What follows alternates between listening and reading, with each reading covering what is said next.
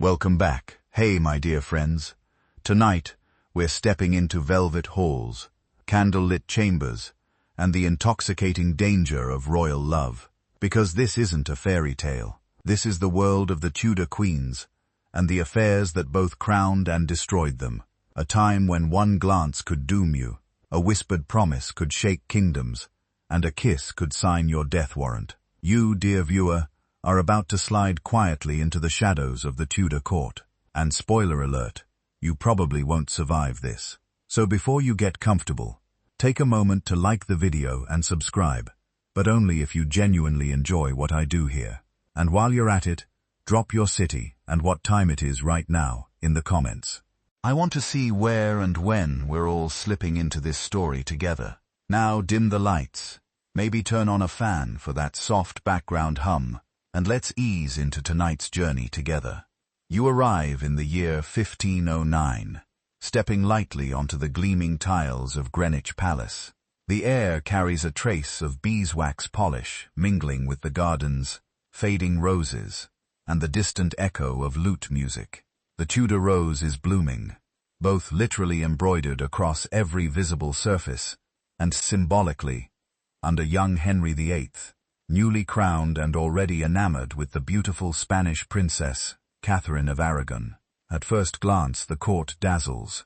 Golden goblets, glittering tapestries, silk gowns floating like ghosts down drafty corridors. But linger a little longer, and the tension crackles beneath the surface. Every smile is measured, every glance is a gamble. This isn't a court of chivalry, it's a chessboard. And Catherine, newly queen, is playing a game that no woman has ever won. She enters the scene robed in dignity, dark-haired, pious, and politically sharp. Catherine knows her role: secure an heir, solidify the alliance with Spain, and play the perfect English queen. But even in her coronation procession, you can feel the weight she carries. She's already lost a husband, Henry's older brother Arthur. Their marriage was short, and whether or not it was consummated will soon become one of the most hotly debated details in royal history. You know, the kind of detail that can decide the legitimacy of an entire dynasty. No pressure. Catherine's early years as queen seem idyllic. She and Henry are young, attractive, and madly in love, or so the tapestries suggest. They host tournaments and masques, commissioning music, art, and architectural marvels. You get the sense that this is a golden couple, at least on the surface. But behind those romantic portraits is a growing fear. Year after year, Catherine's pregnancies end in tragedy. Stillbirths, infants who don't survive the cradle. One daughter, Mary, lives, but she is not a son. And in this kingdom ruled by swords and succession, not being a son is more than a disappointment. It's a potential national crisis. And here's where things get sticky. Henry, full of divine right and Renaissance masculinity, begins to believe the problem isn't him, it's her. After all, he's a king, appointed by God. Surely God wouldn't punish him. No. The fault must lie in marrying his brother's widow. That tiny scriptural snag. Henry starts seeing it as a cursed union, and the whispers around court begin to echo his doubts. This is where you start to see the darker gears of Tudor power grinding into motion. Ambassadors write home in veiled language. Courtiers shift their allegiances with the breeze, and Catherine, ever devout, clings to her marriage with a strength that feels almost defiant. She won't step aside. She won't fade quietly. She believes to her bones that she is Henry's true wife, before God and before the law. Meanwhile, you see Henry's eyes begin to wander. Not quite affairs, not yet, but courtly flirtations, stolen glances, hands lingering too long during a dance. The court is a minefield of beauty and ambition. You notice how young ladies in waiting move through these halls, each step careful, each smile calculated. Love and survival are often indistinguishable here, and Catherine is increasingly surrounded by younger, hungrier women. Historical fact: Catherine served as regent in 1513, while Henry was away fighting in France. During that time, she oversaw England's defense against a Scottish invasion and played a direct role in the victory at the Battle of Flodden. That's right. While Henry chased glory overseas, his wife secured the homeland like a boss. Quirky fact: Catherine was obsessed with needlework. Like seriously. The woman stitched her way through political disaster, using embroidery as both therapy and power play. Some of her work survives to this day. Tiny tapestries of saints and flowers crafted while she waited for her fate to unfold. But there's an open debate among historians about Catherine's mindset in those final years of her marriage. Was she hopelessly idealistic, refusing to acknowledge the changing tides? Or was she a tactical genius, deliberately forcing Henry to make a public enemy of his beloved queen, thus casting herself as the innocent victim? Either way, you get the sense she knew what was coming and chose dignity over escape. And here's where it gets personal. You find yourself at a masque, candlelight flickering across jeweled masks and perfumed sleeves. Henry dances, laughter echoing like distant thunder, and standing just to the side of the king, eyes sharp, smile unreadable, is Anne Boleyn. But let's not get ahead of ourselves. Catherine's chapter isn't quite finished. Her refusal to concede her crown leads to the great matter, a name so vague it sounds like a children's book, but was actually one of the messiest legal, religious, and political crises in European history. Henry demands a divorce. Catherine says no. The Pope says, "Let me think about it." And Europe spirals into chaos, all over a marriage. Or was it really about a mistress, or an heir, or control? By the end of this chapter, you watch Catherine stripped of her title, exiled to drafty castles, and left to die without her daughter. Her last letter calls Henry "my most dear lord and husband." And somehow, even knowing everything, it breaks your heart, because in the Tudor court, queens don't just lose crowns, they lose everything. So now you shift a little in your seat.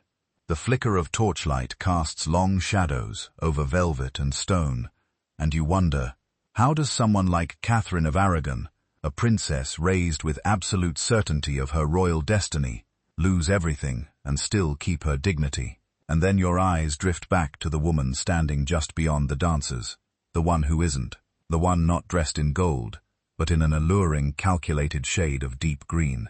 Anne Boleyn. If Catherine was the old order, piety, loyalty, regal endurance, Anne is the storm gathering just offshore. And tonight, she's catching the king's attention. You feel the shift in the room when she speaks. It's subtle, like a change in weather. Her voice isn't particularly loud, but Henry tilts toward her, his smile pulling wider.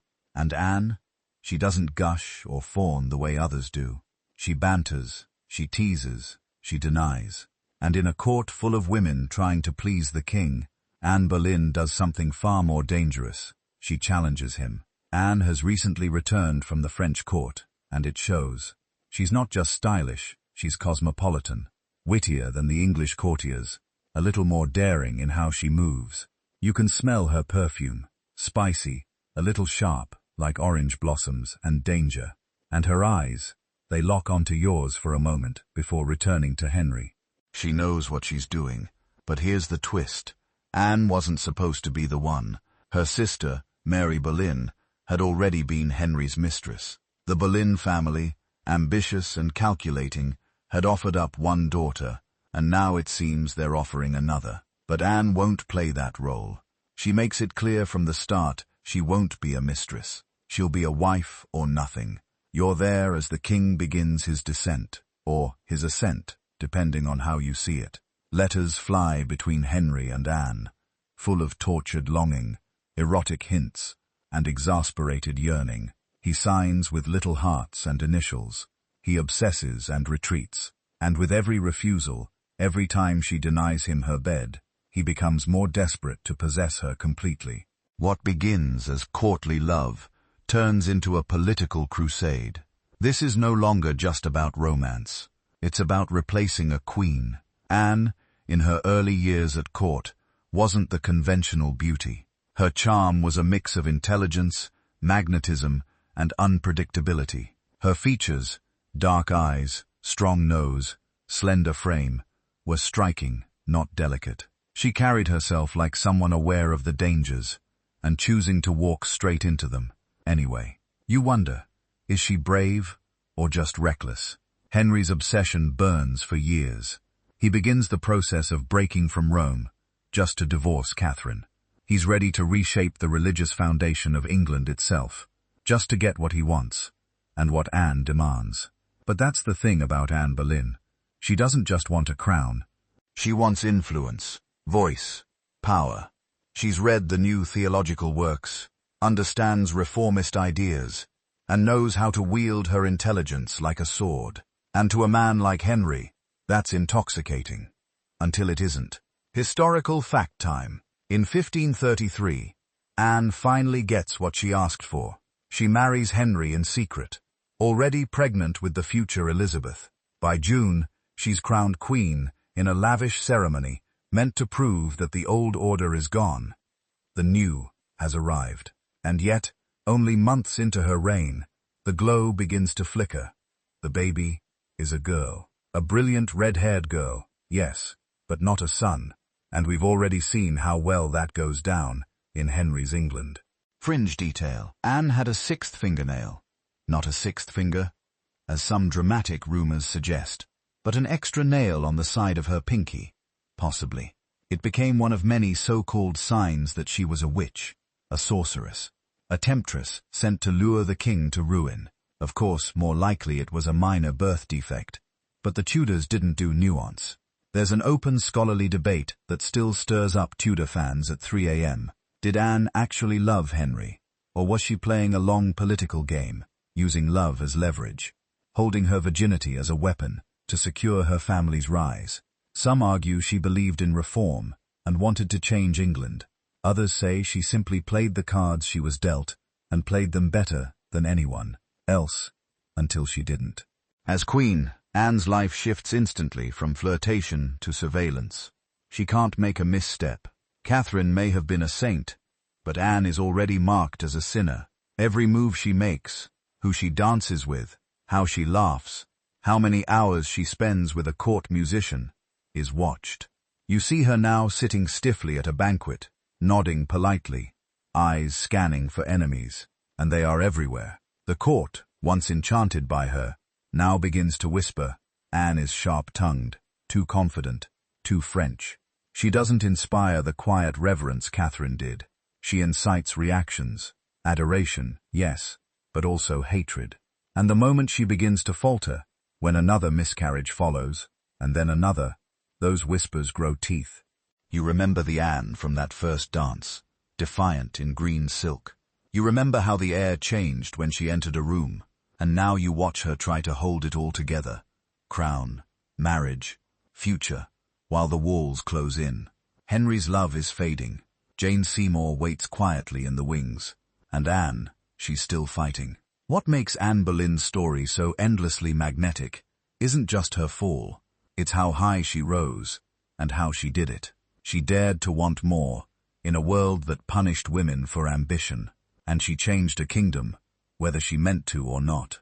Love, lust, politics, it's all tangled together in her story. And as you tuck yourself a little deeper under the covers, you realize something chilling. This is just the beginning of the Tudor Queen's affair with danger. Because Anne isn't the last woman who will bet everything on the king's favor. She's just the first to lose. You can feel it coming, like a shift in barometric pressure. The air at court grows still, brittle. Every smile is now loaded, every silence louder than before. Anne Boleyn, once the uncatchable flame that Henry chased for 7 years, is now Queen of England, and rapidly becoming a cautionary tale. The very same wit and boldness that once thrilled the king, now grates on him. And when you're in Henry's orbit, adoration is never guaranteed. You're only as safe as his next mood swing. You stand near the edge of the Great Hall, one chilly evening, watching Anne pace along the Raden, tapestried corridor, with a restlessness that betrays her polished smile. Her child, Elizabeth, toddles in another wing of the palace, doted on by a small but fiercely loyal household. Anne still believes she can produce a son, that her place is secure, but the miscarriages are stacking up, and Henry is growing colder by the day. There's something haunting about Anne now, The sparkle in her eye has dimmed, and her sharp tongue, once a seductive weapon, now slices through tense conversations like a dagger. You notice the courtiers watching her differently, not with awe anymore, but calculation. Which side of history will she fall on? How many days does she have left to charm her way back into favor? And then there's Mark Smeaton. He's not a noble, not even close, just a low-born musician with skillful fingers and a soft, sensitive face. You might not even notice him at first, fiddling quietly in the corner during court banquets. But Anne notices, and not in the way the stories suggest. No secret trysts or hand-brushing against thigh, but in the way a queen might notice any man with the potential to be useful, amusing, or loyal. Maybe she tosses him a kind word. Maybe she asks him to play her favorite French song. Maybe, just maybe, she lets her guard down around him. And that was enough. Because here's the thing. When a queen is unpopular, anything can be twisted into evidence. And soon the rumors start to spread. Smeaton has been seen leaving Anne's apartments too late at night. He looks flushed. She laughs when he plays. The court eats it up like roast swan. You can almost see the invisible ink on the walls, drawing lines between Anne and the men around her. And it gets worse. The king's advisers, especially Thomas Cromwell, a man with the warmth of a wet gravestone, are tightening the noose. They've had enough of Anne's reformist leanings, her foreign friends, her inability to produce a male heir. The writing's on the wall, and it's not written in love letters this time. It's inked in indictments. Smeaton is the first to break, or rather, he's broken, tortured, into confessing that he slept with the Queen. And even though he's the only one of Anne's alleged lovers not of noble birth, which makes the accusation implausible from a protocol standpoint, it sticks. People like stories that make sense, and a seductive queen and a lovesick musician. That's juicy. Never mind that there's no proof. Truth isn't what the court wants. It wants resolution. It wants a scapegoat. And Smeaton is perfect for it. Historical fact. Mark Smeaton was arrested and interrogated without legal counsel, a privilege his noble co-accused received. His confession was likely obtained under torture, or at the very least the threat of it, which was considered fair play for someone of his rank. He eventually confessed to adultery with the Queen, an act of treason punishable by death. Quirky detail. Smeaton may have been a bit of a dandy. Reports suggest he wore fine clothes and gold chains, unusual for someone of his chain, leading to jealousy and suspicion. Some say he was vain, perhaps too sure of his place at court. Others think he was just trying to survive in a world that punished ambition without a title. But here's the debate that still circles among historians and fans alike. Like vultures at a feast, did Anne actually have any affairs? Or were the charges entirely fabricated by Cromwell and Henry to clear the path for Jane Eyre? The evidence is paper-thin, dates that don't line up, testimonies that contradict each other, and men who claimed they were miles away during the alleged crimes. It's like watching a badly directed play, where everyone's reading from a different script. Still, Anne is arrested. You watch her as she's escorted down the stone steps of Greenwich Palace, to the barge waiting below, bound for the Tower of London. Her face is pale, but she holds her head high. She smiles, not the smile of someone resigned to death, but of someone refusing to show fear to the vultures circling overhead. She'll be tried for treason, adultery, and incest. Yes, incest. But we'll get to that disaster soon, and the court will lap it up. Even if you shouted the truth from the ramparts, no one would hear it over the sound of sharpening blades and scandalous whispers. And you find yourself watching Henry, the same man who once wrote Anne letters dripping with passion, now avoids her name, rides off to play the grieving victim, and focuses his attention on Jane Seymour, a pale, quiet woman who promises no trouble, no fire, just sons and silence. So here you are, sitting with your back against the cold wall of the tower, listening to the gulls squawk overhead and the river slap against the stones. you think about how fast things turned. 1 minute Anne is the king's obsession, a comet blazing through the court. The next, she's a cautionary tale, her light fading in a cell that smells of damp stone and betrayal. And poor Mark Smeaton, he'll never play again. He'll be hanged, drawn, and quartered in public, his body reduced to a warning, not because he seduced a queen, but because he made the mistake of standing too close to one, when next, the king decided she was a threat. Love stories in the Tudor court rarely end with happily ever after. They end in blood, in silence, or in the cold pages of court transcripts scribbled in shaky Latin. So rest easy tonight, knowing this. In the Tudor world, love isn't blind. It's just very, very expendable. You've barely blinked, and yet the stage resets. The velvet curtains close on Mark Smeaton, but the play barrels forward, more twisted than before. If a lowly musician's supposed affair with Anne Boleyn is scandalous, then what happens next grabs that scandal and cranks it to 11. The next name pulled into the king's manhunt is George Boleyn, Anne's own brother. Yes, you heard that right. Buckle up, because this is where court gossip turns downright medieval. George is no background character. He's tall, confident, a touch arrogant, and more than a little too clever for his own good.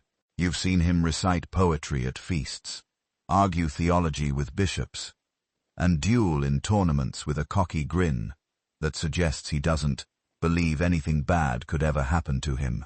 But like Anne, George is a creature of the court. And like Anne, he's about to find out what it costs to be too close to power when the wind changes.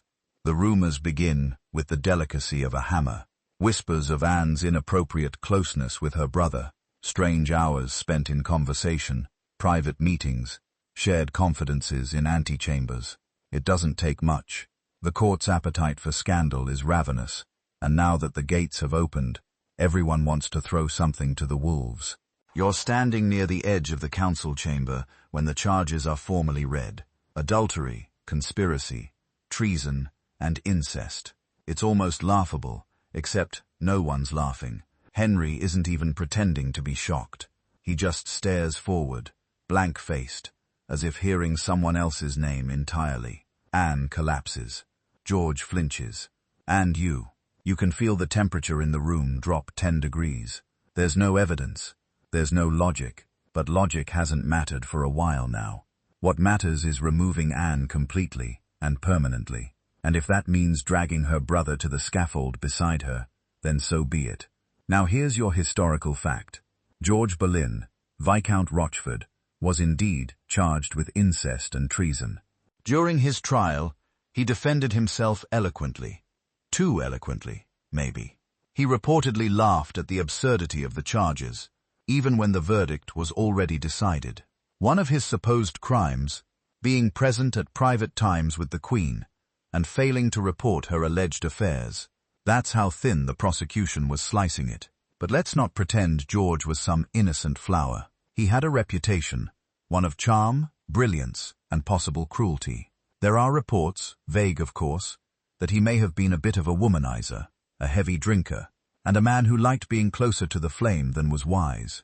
Fringe detail. Some scholars speculate George may have been bisexual. That's a word the Tudors didn't exactly toss around, but coded letters. Intimate male friendships and lingering court gossip suggest he wasn't quite the chaste, upright nobleman history sometimes pretends he was. Still, none of that matters now. The moment Anne is arrested, George's fate is sealed. He knows it, and as you walk with him down the long grey corridors of the Tower, you start to understand what it feels like to be a pawn in someone else's endgame. Anne is accused of sleeping with 5 men. George is just the most scandalous of the lot. The court doesn't care whether it's true. They care that it fits the narrative. Anne as temptress, Anne as corrupter, Anne as threat. In her own prison chambers, Anne asks over and over, "Why George? Why my brother?" And the answer is simple. Because taking down a queen isn't enough. They have to destroy the idea of her, rip her from the roots, make the people not just angry, but horrified. Incest does that. It makes the story unpalatable, even grotesque. Suddenly Anne isn't a tragic romantic figure. She's a monster, a seducer of her own blood, and now there's no sympathy left to spare. The open scholarly debate here is whether the incest charge was meant to be taken seriously, or was just a political maneuver. Many historians believe even the court knew it was nonsense, but it was effective nonsense. It made Anne toxic, untouchable, and, more importantly, it justified swift execution in the eyes of the public.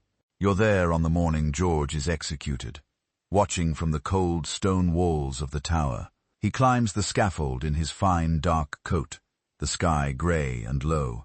He speaks with a composure that's almost eerie, making a final speech about loyalty and repentance that dances just around the truth. He doesn't admit guilt, he doesn't name names, but his voice doesn't waver, not once. The axe falls. There is no cheer, just silence, and the quick rustle of cloth as people turn away, eager to forget. Anne hears the news within the hour.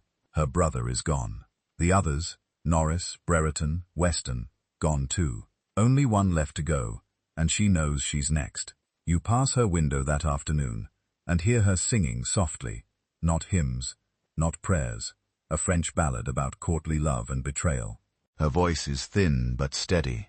It echoes against the walls, curling upward like smoke. This is where things feel almost unreal. How does a story go from flirtation to execution in 3 years? How do a king's most trusted companions, a queen's own brother, get torn from their lives on paper-thin accusations? And why does it work? Because this is Tudor England. Because perception is reality. Because once you're painted as a villain, especially a female one, there is no redemption arc. And so Anne sits alone now, awaiting her turn. The court has turned away.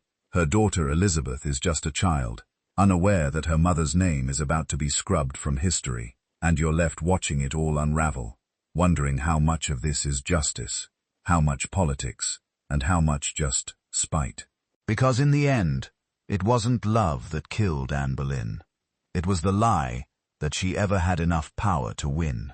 Morning comes with a breeze that smells like metal and river mist. The tower is quiet, too quiet.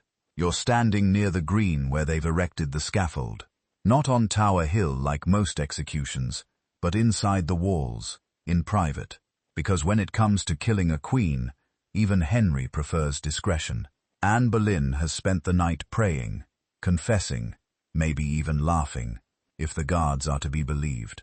This morning she dresses with care, dark grey damask, modest headdress. She doesn't want anyone to say she died in vanity. You walk alongside the silent crowd that lines the tower courtyard. Servants, nobles, guards, all watching, but no one speaking. It's a strange thing, watching a queen walk to her own death. She's small, slighter than you remembered. The same woman who once wore emerald silk and danced with dangerous eyes, now carries herself with eerie grace. Not defiant, not defeated. Something else entirely. Resigned, perhaps, or maybe just tired of being the story instead of the writer. Anne climbs the steps of the scaffold. The French swordsman, imported specially for the occasion, waits beside the block, hoodless, looking more like a cook than an executioner. No axe today, no chopping and hacking, just one clean stroke, if all goes well. A favor, Henry calls it. You wonder if Anne sees it that way. She addresses the crowd, voice firm, words carefully chosen. She praises the king. She forgives her enemies. She says she dies the king's true and humble wife. The final performance in a court, obsessed with appearances. And just before she kneels, she adjusts her headdress with surprising calm, her fingers steady. Then, in a swift motion so fast you barely register it, it's over. The queen is dead, and the court doesn't even stop to mourn. The same day, Henry is dressed in white and preparing for his next wedding.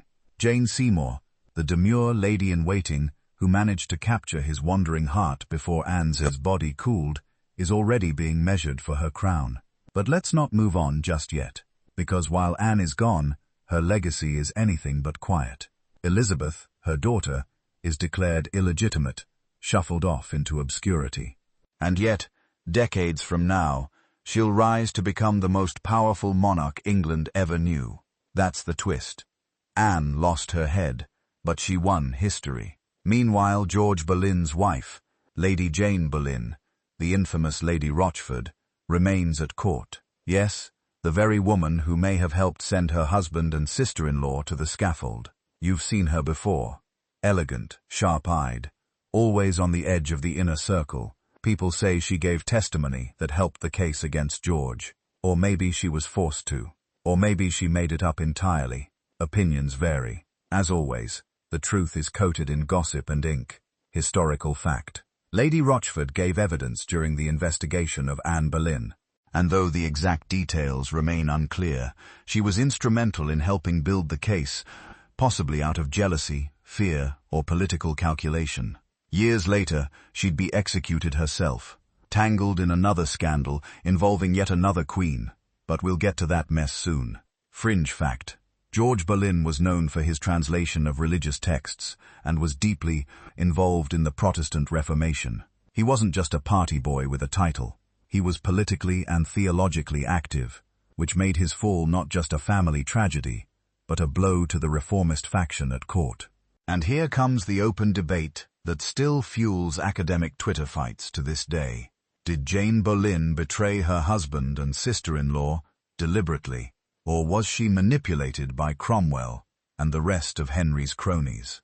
Some argue she was coerced, threatened with her own ruin if she didn't cooperate.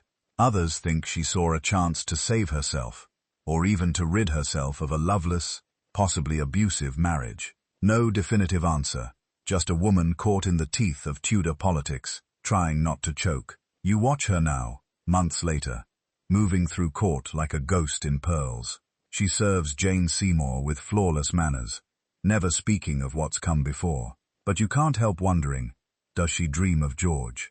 Does she replay those final days? Those whispered questions from the investigators, wondering if she could have answered differently. Court doesn't pause for grief. If anything, it thrives on recycling tragedy. Jane Seymour becomes queen with almost mechanical speed. Unlike Anne, she plays it safe. No politics, no arguments, no French songs. She embodies everything Henry wants in a wife now. Obedience, fertility, quiet elegance. You sit beside the fire on a rainy afternoon, watching her embroider a christening gown, and you know what she's really stitching is a future, the hope of a male heir. But Anne's ghost lingers.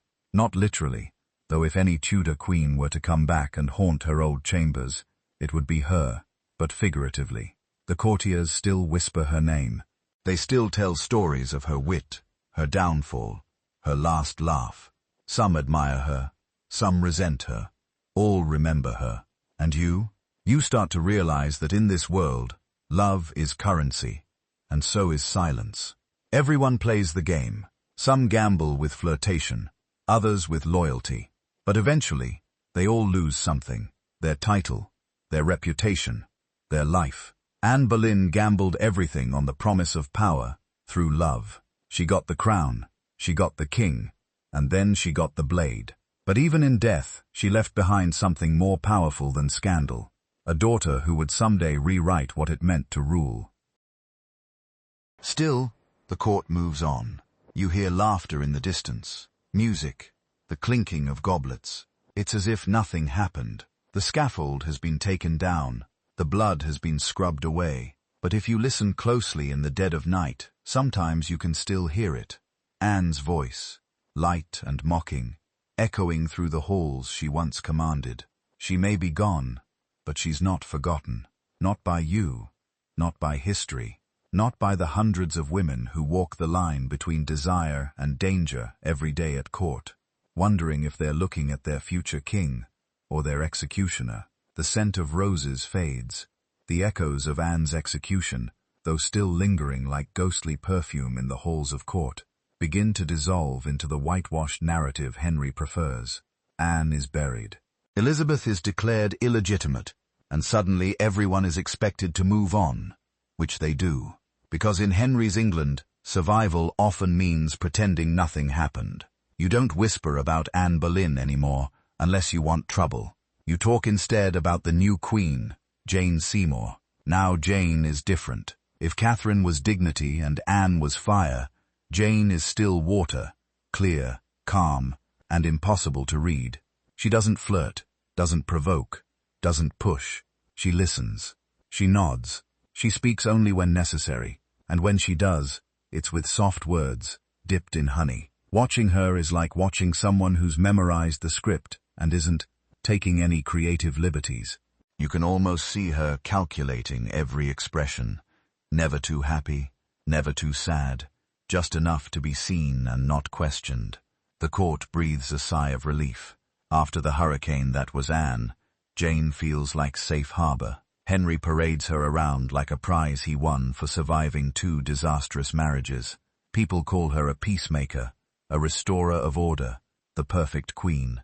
But you'd been around long enough to know perfection at court is always just well-managed fear. Still, Jane knows exactly what she's doing. She was one of Anne's ladies-in-waiting. She saw firsthand what ambition could get a woman. Brief glory, and then a sharp fall. So she plays it cool. She doesn't argue. She doesn't demand. She waits. Because Jane's value isn't in her voice or her opinions. It's in her womb. You watch the pressure grow. Everyone is holding their breath. Jane's main job, her only job, is to give Henry a son. That's all he wants now. No more grand love stories.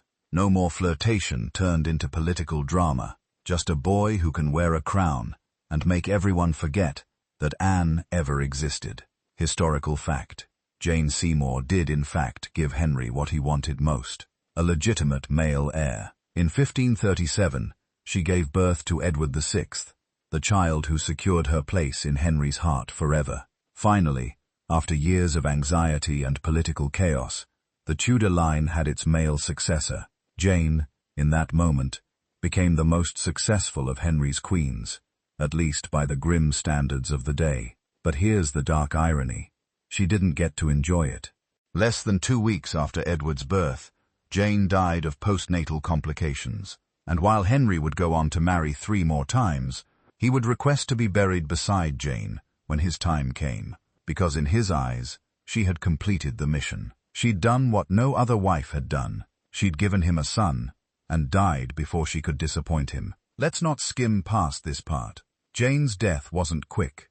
Childbirth in the Tudor period was practically a coin toss with the devil. The idea that delivering a son guaranteed your safety was a myth, and Jane proved it. She lingered for days, feverish and in pain, while the court celebrated Edward's birth with banquets and bells.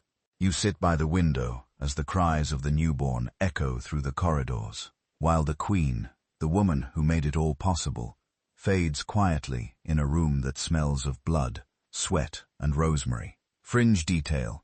Jane Seymour's motto was, "Bound to obey and serve." It's embroidered in gold thread on her personal banners, like a glittering red flag for modern feminists. But for Jane, it wasn't just a motto. It was a strategy. She saw what happened when queens stepped out of line, so she never did, at least not publicly. And that brings us to a curious debate. Was Jane Seymour truly the obedient angel everyone claimed she was? Or was she simply the most strategic of the Tudor queens? Some historians argue that Jane was far more politically savvy than she'd been given credit for. After all, she managed to secure the king's heart, maneuver herself into marriage just days after Anne's execution, and produced the son that secured her legacy. That's no accident. That's a masterclass in quiet power. You remember a moment, a private dinner in a smaller chamber, where Jane sits across from Henry, smiling gently as he grumbles about taxes and traitors. She offers no bold opinions, just murmured agreement. And yet, the way she tilts her head, the way she watches him so carefully, you know she's absorbing every word. She's not empty-headed. She's just careful. And maybe that's what made her so dangerous. Because the most effective queens didn't always need to shout. Some ruled by knowing exactly when to keep their mouths shut. After Jane's death, the court enters mourning. But it's a strange kind of mourning. Public, performative, and short-lived. Jane is remembered with portraits, poems, and praise. But soon, even her memory is repackaged into something useful. Henry needs to move forward. The dynasty must continue. One son isn't enough, and he's not about to stay single, which means you, dear observer, are once again watching the king's courtship gears grind into motion. And this time, the stakes are different. Henry is older, more paranoid, and now known for dispatching wives like he's swatting flies. You start to notice how the women at court change. They're quieter, more cautious.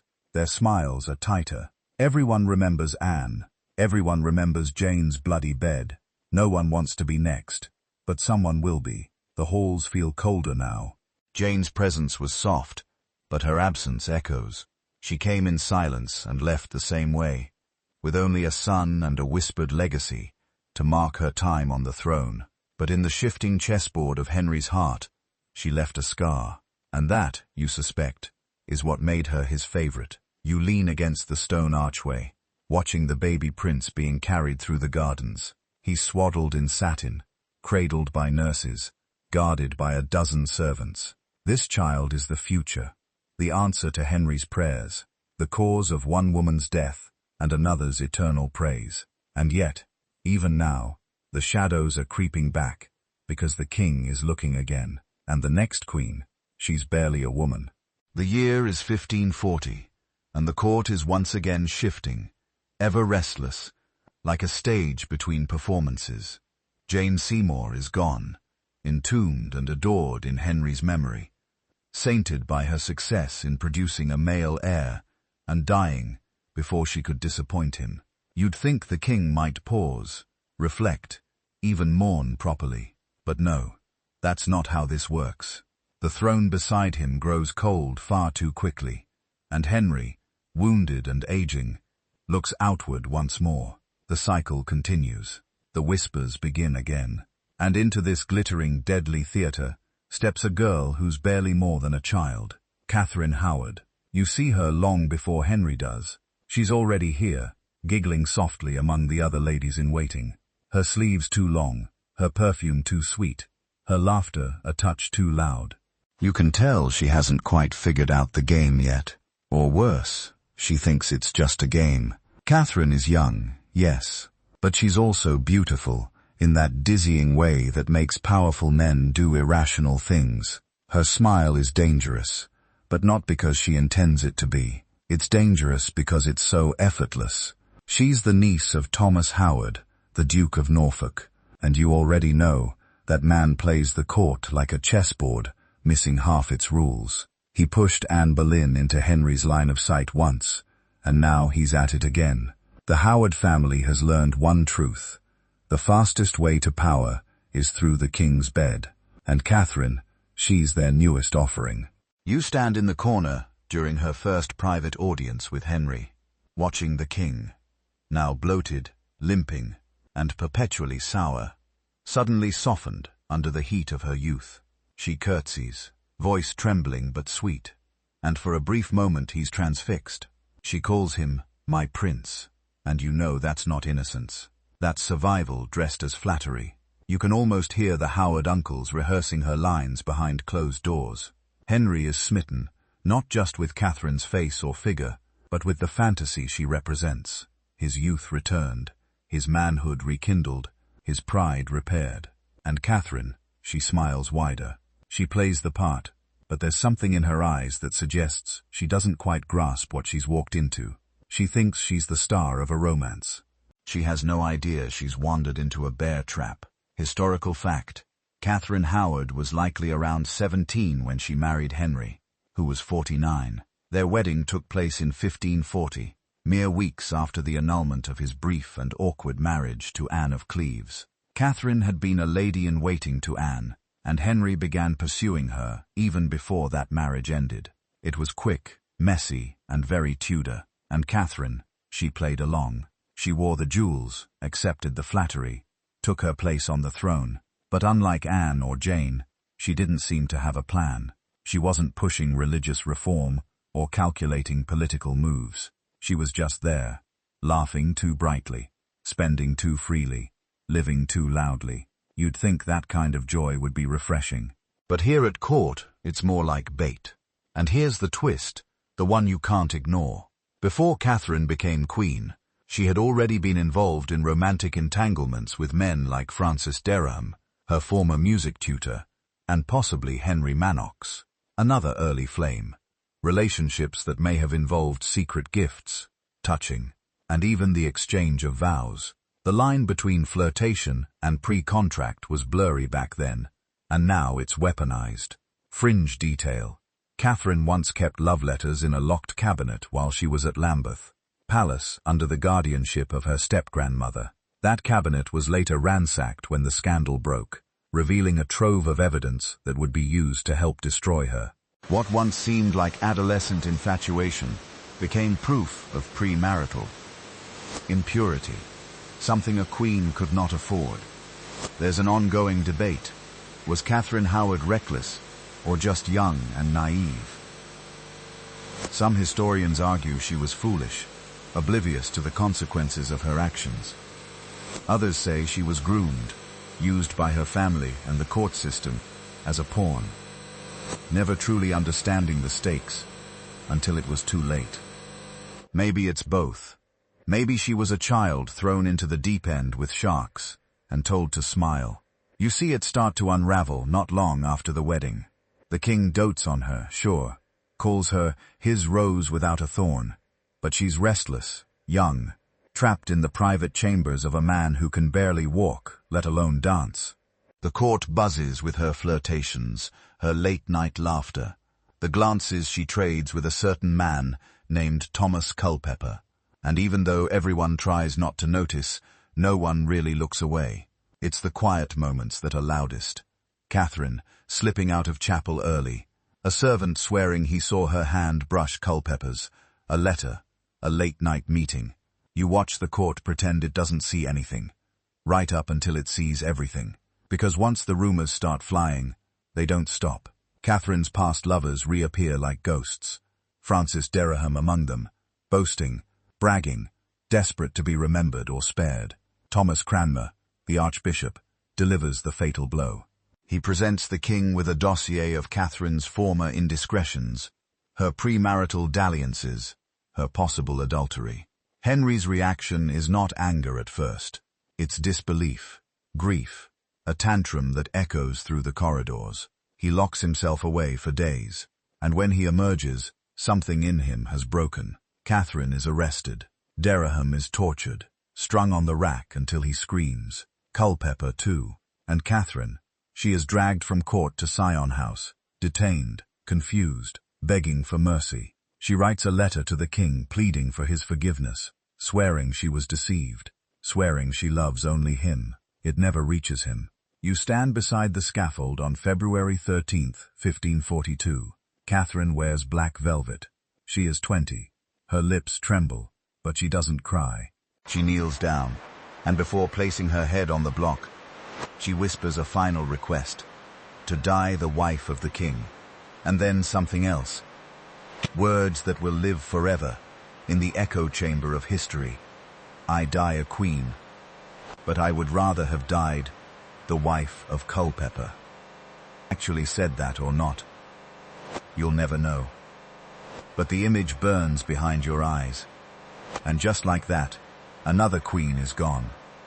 Another cautionary tale carved into the stones of the tower. The court turns away. New gowns are ordered. New masks are scheduled. But you can't help but look at the young ladies still left behind, fresh-faced, perfumed, dressed in silk, and wonder how many of them will follow Catherine's path. How many think they're just falling in love? And how many don't realize they're already being watched? It always starts the same way. A glance, a gesture, a joke that lingers just a moment too long. In a different world, these are harmless things. In Henry VIII's court, they are the first shovels of dirt on your grave. You've seen it happen before, how the slow pull of attraction turns into a noose. And now with Catherine Howard cooling in the tower's soil, her death is still fresh in everyone's minds. But even that doesn't stop what's coming next. Because love, or at least lust, never does what it's told. Especially not here. Enter Thomas Culpeper. You remember him from before, don't you? Tall, dark-haired, broad-shouldered. with the kind of confident swagger that made him a favorite at court. He was one of Henry's own gentlemen of the Privy Chamber, which meant he was always close. Close enough to hand the king his nightcap, close enough to whisper jokes in his ear, close enough to see the look in Catherine's eyes when the king's back was turned. And Catherine, she noticed him too. Their flirtation didn't come crashing in like thunder. It crept. You watched it build like fog, curling around corners of the palace unnoticed at first. A word here, a sly glance there. It was all innocent enough, until it wasn't. Soon Culpeper was lingering outside her rooms at strange hours. Her ladies-in-waiting, particularly one Jane Boleyn, back again like a bad omen, began arranging little nighttime strolls, private meetings, quiet talks, and maybe more. That's the thing. You're never quite sure what did happen behind those locked doors. Were they simply talking? Was it emotional? Physical? The evidence that survives is frustratingly vague, pieced together from confessions made under pressure and the scribbled notes of men with axes to grind. What we do know, Catherine wrote Culpeper letters. She called him yours as long as life endures, and she met with him in secret more than once. That alone, in Henry's eyes, was enough. You remember the first time the king heard the rumor. He was mid-feast, drinking sweetened wine, laughing with his advisers, and then suddenly, he wasn't. The smile vanished. The cup dropped. The room froze. Because if Catherine had betrayed him, it wasn't just passion, it was treason. A wound to his pride, a joke at his expense, and Henry did not take kindly to being mocked. Historical fact: Thomas Culpeper was arrested and accused of having a sexual relationship with Queen Catherine Howard. Alongside Francis Dereham, he was tried and convicted of treason. His execution was especially brutal. He was sentenced to be hanged, drawn, and quartered, though it was later commuted to a simple beheading, a mercy rarely granted. Fringe detail: Culpeper had a history of violence. Before his downfall, he was implicated in the attempted rape of a park-keeper's wife. He was pardoned, of course. He was close to the king, after all. But the incident leaves a stain. It paints him as more than a charming rogue. It hints at something darker beneath the velvet and smiles. There's a debate among historians that still simmers. Was Culpeper the pursuer or the pursued? Did he manipulate a young, naive queen into secret meetings? Or was Catherine the one who initiated the affair, desperate for passion, connection, anything that felt real in her gilded cage? Or were they just two foolish young people, caught in the gravitational pull of each other, completely unaware they were speeding toward obliteration? You watch Culpeper's final days unfold, like the closing act of a tragic play. He confesses reluctantly, bitterly, claims the queen was the one pushing for more, says he intended to do ill but never did. It's the most Tudor confession possible, vague, insinuating, full of holes and fear. He knows what's coming. There's no pardon waiting this time. The morning of his execution is bitterly cold. The courtyard is slick with frost. Culpeper walks with a stiffness that betrays the bravado he once wore like armor. He doesn't say much at the scaffold, just a few words of repentance. He dies cleanly, quicker than Dereham, who meets a far bloodier end. Still, the silence afterward is heavy. Another name scratched off the palace rolls. Another heartbeat snuffed out because the Queen smiled at the wrong man. And what of Jane Boleyn, Lady Rochford, who facilitated those meetings? Ah, yes, she's pulled into the storm too again. You watch her unravel under interrogation, rambling, contradictory, panicked. She descends into what they call madness, though whether it's real or convenient is up for debate. Henry changes the law specifically so he can execute her even in her supposed madness. You have to admire the commitment to cruelty. Jane Boleyn is beheaded shortly after Catherine. No ceremony, no sympathy, just a name erased, a memory blackened. For all her manipulation, her survival instincts, her whispered betrayals, she couldn't outwit the game this time. Her part in the scandal of Culpeper and Catherine seals her fate. And Catherine, well, You already saw her end. Now there's a strange hush over court. The music softens. The party's dull. The women wear darker sleeves. It's not mourning. It's calculation. How do you laugh after what's just happened? Who dares catch the king's eye now? You see it in their faces. The younger girls shrinking back. The older ones offering flatteries with their heads bowed low. No one wants to be the next Catherine Howard. And yet somewhere deep in the crowd, someone always will. The whole affair with Culpeper is a reminder, maybe the most chilling one yet, that even proximity to a queen's affections is enough to get you killed. You don't need to touch her. You don't need to love her. You just need to be seen, near her. And once the court decides the story it wants to tell, facts become flexible. Motives become irrelevant. You walk the gardens later that week, the same ones where Catherine once laughed too loudly, where Culpeper once stood a little too close. The leaves are falling now, turning golden brown, crunching underfoot.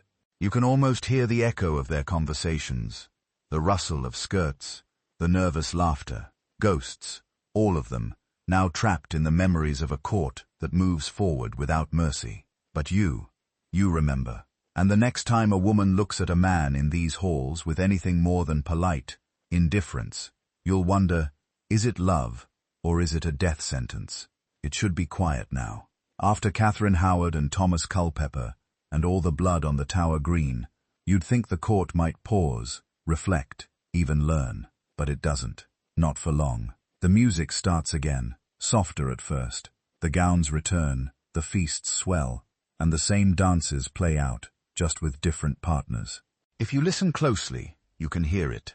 The rustle of ambition brushing up against fear. The whisper of silk over stone.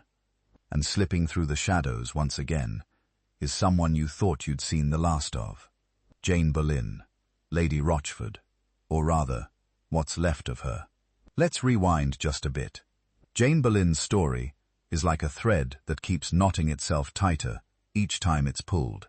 Sister-in-law to Anne Boleyn, widow of George Boleyn, a woman who survived one queen's fall by testifying against her own husband, only to later die for her role in another queen's fall. And yet somehow, despite her deeply cursed resume, for a while she survives. After Anne and George, after the trials and executions, Jane remains planted at court, rehabilitated, reassigned, repurposed, like an antique piece of furniture that too cold's been restained and pushed into a different corner of the palace. You see her again during Catherine Howard's reign, serving as a lady-in-waiting. Imagine it. Jane, who once knelt at Anne's feet, now attending a teenage queen who flirts like a breeze and giggles through mass. You wonder what Jane thinks as she watches Catherine drift through the court. Does she see history repeating itself? Or does she believe, foolishly, that this time things will be different? And then Catherine starts sneaking around with Culpeper, and Jane, somehow, for reasons that baffle everyone with a working sense of survival, helps arrange their meetings. She delivers messages, escorts the queen, unlocks doors, acts like a chaperone when she knows exactly what's going on, which leads you to the million-pound question. Why? Historical fact. Jane Boleyn was instrumental in facilitating Queen Catherine Howard's clandestine meetings with Thomas Culpeper. During the investigation, she confessed to aiding their meetings and claimed she was coerced into it by the Queen, whom she described as young and willful. But no matter the reason, her involvement was undeniable and fatal. Fringe detail.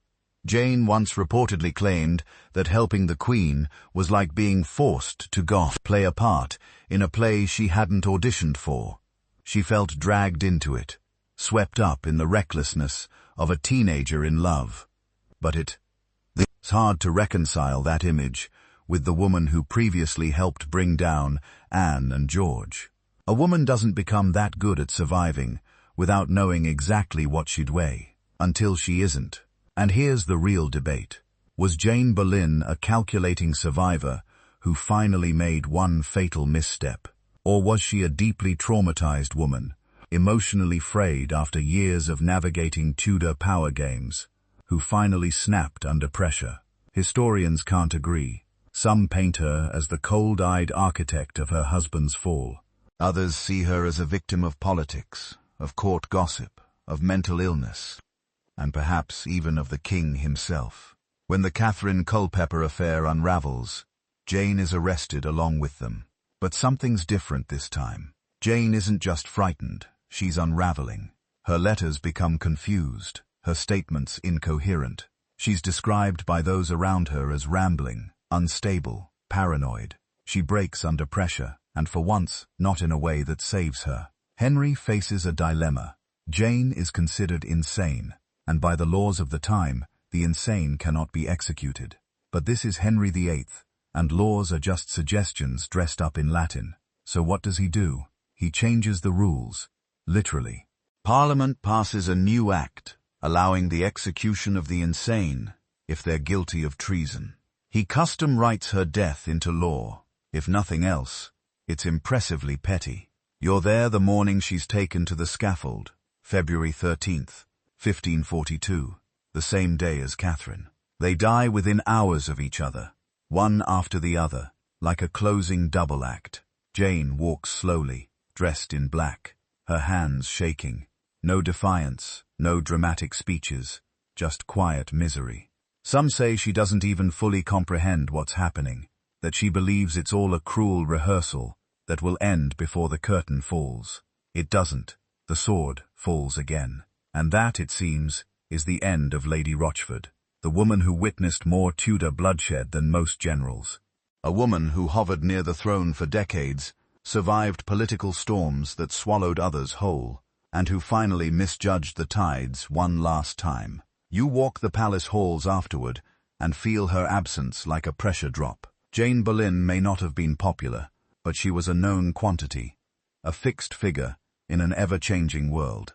And now she's gone, buried in an unmarked grave near the Tower Chapel, beside the sister-in-law and husband she helped destroy. But her legacy, that's more complicated. Some remember her as a traitor, others as a scapegoat. Some even pity her, imagining what it must have been like to be married to George Boleyn, to live in Anne's shadow, to be passed from queen to queen like a cursed relic. She is all these things at once: villain, victim, warning.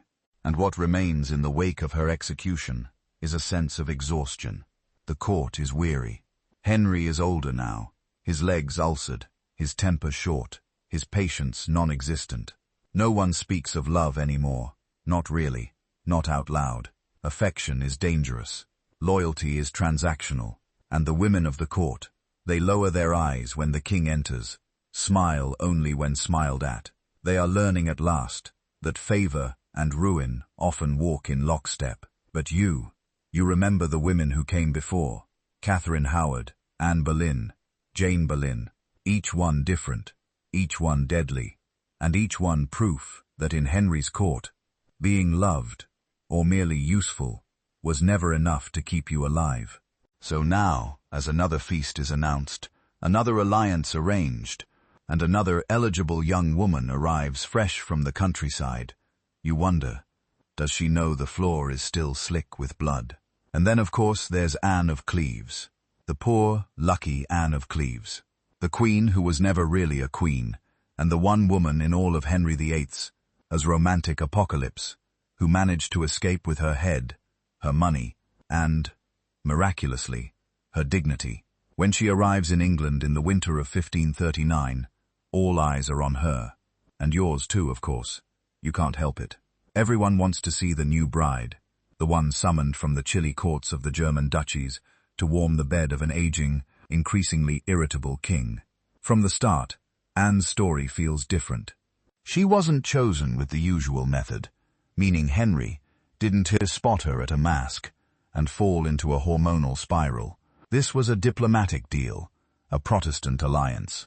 England needed friends, and Germany, specifically the Duchy of Cleves, seemed like a smart political match. Henry, too far gone in ego and ulcers to sail across the Channel himself, sent Hans Holbein, his favorite artist, to paint the woman he might marry. No pressure, right? Historical fact. Holbein painted Anne's portrait in 1539, and it was said to flatter her. The painting showed her as demure, elegant, gentle-faced. Henry liked what he saw on canvas. When Anne finally arrived in England, however, things shifted. Now here's the moment where you find yourself sitting on the edge of your metaphorical Tudor seat. Henry arranges a little meet-cute, disguises himself, rides out early, and shows up at Rochester Castle, where Anne is resting after her long, seasick voyage. He wants to surprise her, just like in the chivalric romances.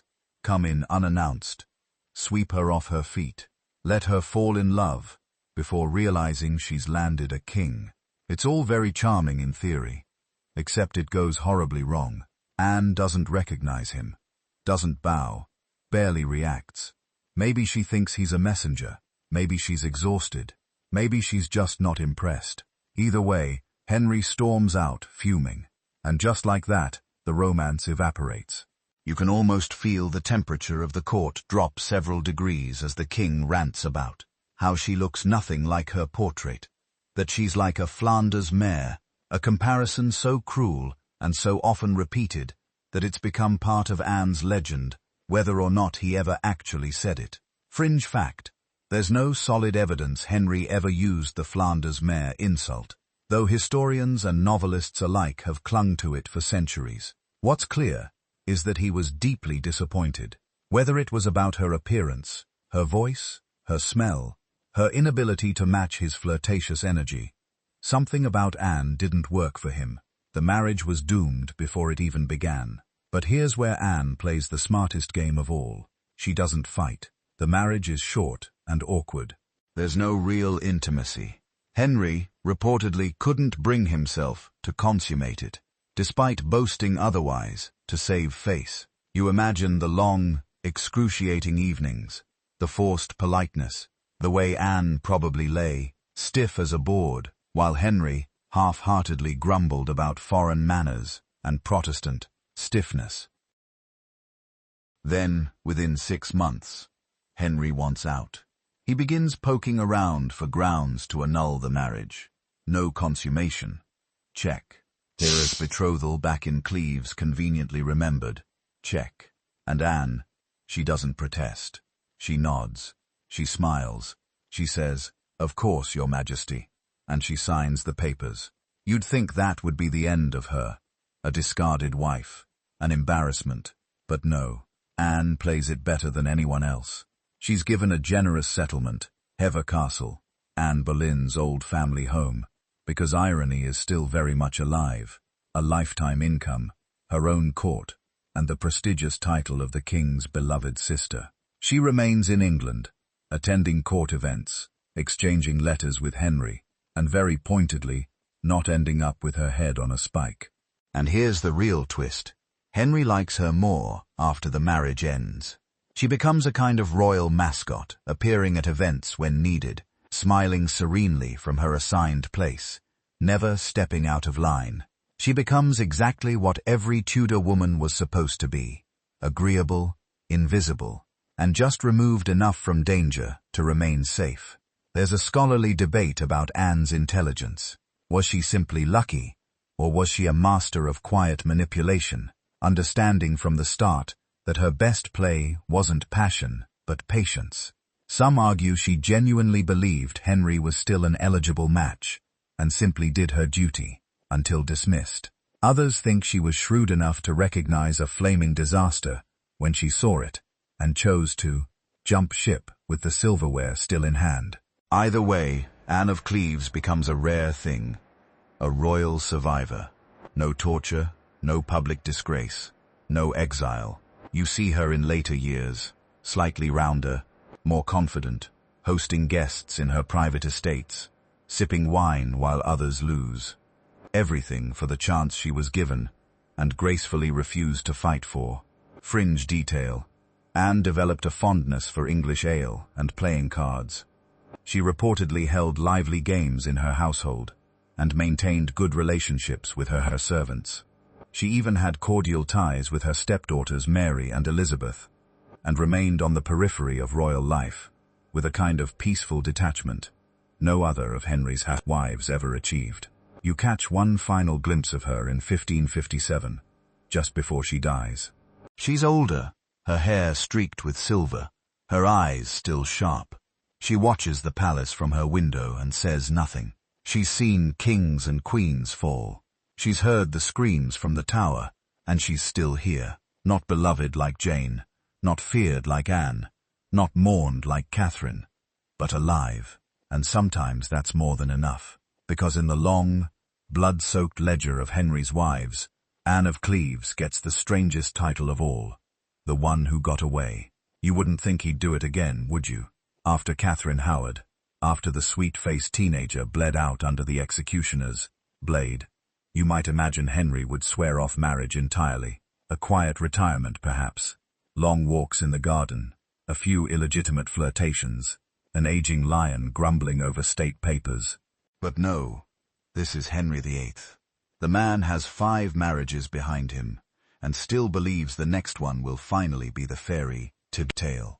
And just like that, in 1543, you're holding your breath again, as another woman prepares to say, which yes, to the most dangerous husband in England. Enter Catherine Parr. At first glance, she doesn't look like a risk. No flashing eyes, no scandalous past, no teenage giggles. Catherine is calm, composed, mature, 30 years old, and already twice widowed. You might even call her sensible, which feels like a dangerous word in Henry's world. She's the kind of woman who speaks carefully and listens more than she talks. But don't mistake that for passivity. You'll learn soon enough. Catherine Parr may be the most dangerous queen of them all, not because she rebels, but because she survives with her mind intact. When you first see her at court, she moves like someone who's read the rule book, backward and forward. She's intelligent, truly, sharply intelligent, speaks several languages, writes poetry, has a deep, sincere interest in theology, which in Tudor times is basically agreeing to juggle torches while standing on gunpowder, especially when your husband is the king and your beliefs tilt a little too close to Protestant reform. Still, she catches Henry's eye, not with seduction, but with something even more effective: solace. By now, Henry is old, overweight, and often in pain. His leg wounds fester, his temper flares. He's paranoid and lonely. And Catherine, ever the careful reader of people, sees what he needs isn't another flirt. He needs a nurse, a companion, someone to soothe the roaring beast without making him feel weak. Historical fact: Catherine Parr married Henry in July 1543. She became his 6th and final wife, and would outlive him by a year and a half. But she didn't enter the marriage eagerly. In fact, she was already in love with Thomas Seymour, brother of Henry's 3rd wife, Jane. She reportedly wanted to marry Thomas instead, but was pressured, possibly by the king himself, into accepting the royal proposal. You imagine the moment she agrees to marry Henry. There's no giddy celebration, no swooning romance, just a long silence, a single nod, and perhaps a glance toward Thomas Seymour that says, "I don't want to do this, but I will." And so she becomes queen, again stepping into the gilded cage, again smiling for portraits, and nodding through ceremonies, again learning how to hold power without drawing attention to the fact that she's holding it at all. Fringe detail: Catherine was the first Queen of England to publish a book under her own name, twice, in English, while still alive. That's no small thing, for a woman, let alone a queen. To write and circulate theological arguments was nothing short of revolutionary. She was bold with her pen, careful with her tongue, and far more dangerous in print than she ever appeared in person. But the court is never a safe place, especially when you're clever. Catherine pushes her luck. She surrounds herself with reformist thinkers. She holds salons for religious discussion. She dares, very carefully, to challenge the more conservative Catholic leanings still lingering in Henry's court. And then she does the most audacious thing yet. She tries to debate him. One night in his private chambers, she dares to contradict Henry during a theological discussion. Just a little, just enough to make him snap, and something in him changes. You see it in his eyes. The same shift that preceded Anne's fall. Catherine's arrest. That blend of betrayal and rage, pride and fear. Because Henry cannot be challenged, not even by a wife who reads more Latin than he does. The next morning, the air in the palace tightens. A warrant is drawn up for her arrest. You overhear it being passed down the chain quietly, quickly. Catherine is to be taken to the Tower for her heretical views. And for a brief moment, the script seems set to play out once again. But Catherine isn't Anne. She isn't Catherine Howard. She doesn't crumble or deny. She adapts. She throws herself at Henry's feet and apologizes. Not with tears, but with strategy. She insists she only argued with him to distract him from his pain. She praises his wisdom, his divine understanding. She flatters him so expertly that by the end of the exchange, Henry not only forgives her, he commends her. The arrest is cancelled. The warrant vanishes. Catherine survives. Here lies the open scholarly debate. Did she know about the warrant before she apologized? Was it a preemptive act of submission, or was her groveling spontaneous, a brilliant last-minute pivot that saved her life? Either way, it worked. And that's the part that matters most at Henry's court. As queen, she continues to walk the tightrope with grace. She becomes close with Mary and Elizabeth, mentoring the younger princess, encouraging her education. You picture the two of them together, Elizabeth, precocious and observant, learning by example how to wield power from behind a smile. Catherine Parr isn't just surviving, she's shaping the future. But the fairy tale doesn't last. Henry dies in January 1547, bloated, infected, half delirious. His last words, if any, are lost to history. Catherine is finally free. And what does she do? She marries Thomas Seymour within months. The same Thomas she'd loved before. The one who made her heart beat faster before politics and survival smothered the flame. Only now Thomas is not the dashing rogue of her daydreams. He's reckless, vain, and increasingly inappropriate around the teenage Elizabeth, who now lives in their household. Catherine sees it. She tries to control it, but jealousy, discomfort, and tension grow. She becomes pregnant, her first time, after 3 previous marriages. It should be a triumph. Instead, it's her end. In September 1548, Catherine dies of childbed fever, just days after giving birth to a daughter. Thomas is not at her side. He's already maneuvering for power, already eyeing Elizabeth more than is acceptable. Fringe detail. Catherine's final days were full of delusion and sorrow. She reportedly accused Thomas of poisoning her, of abandoning her. Whether it was the fever speaking or the culmination of years of disappointment is hard to say. Her last words, by some accounts, were, "My lord, I would have had more of your love than you gave me." And just like that, the queen who outlived Henry dies. Not by politics, not by scandal, not by execution, but by childbirth, like so many women of her time. Quiet, uncelebrated, and tragically ordinary, but not forgotten, because Catherine Parr was more than a caretaker, more than a survivor.